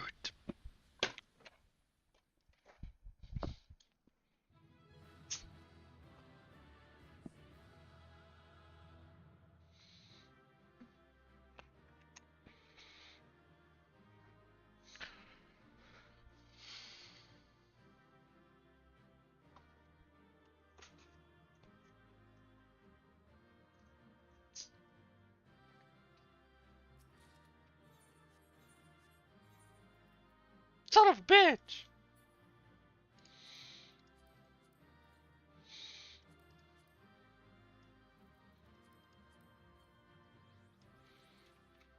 Oh well.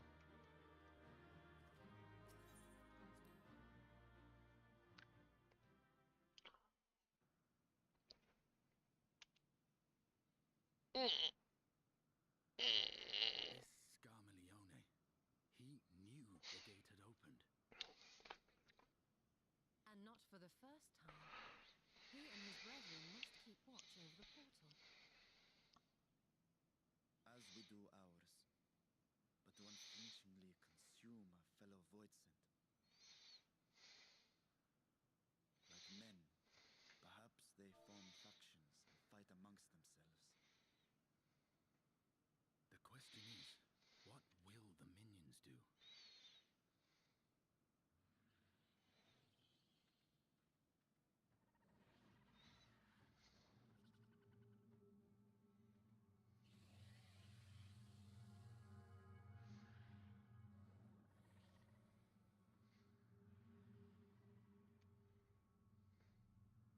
Your mistress is no more, and the one who consumed her we slew in turn. Do you still mean to try us?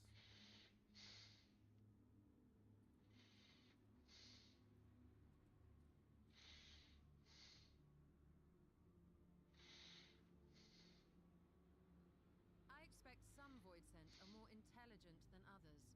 Perhaps these ones simply do not understand our words.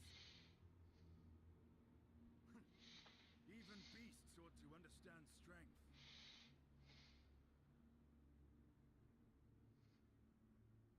There is much we do not know about Voidsent. If we are to survive their world, it would be wise to learn their ways.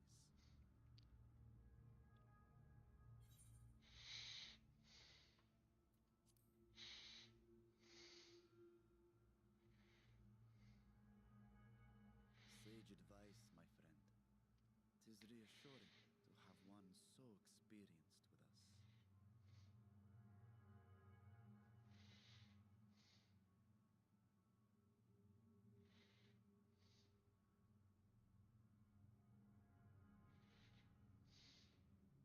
I am here, sister.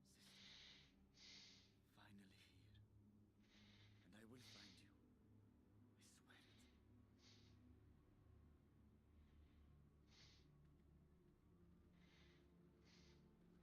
it.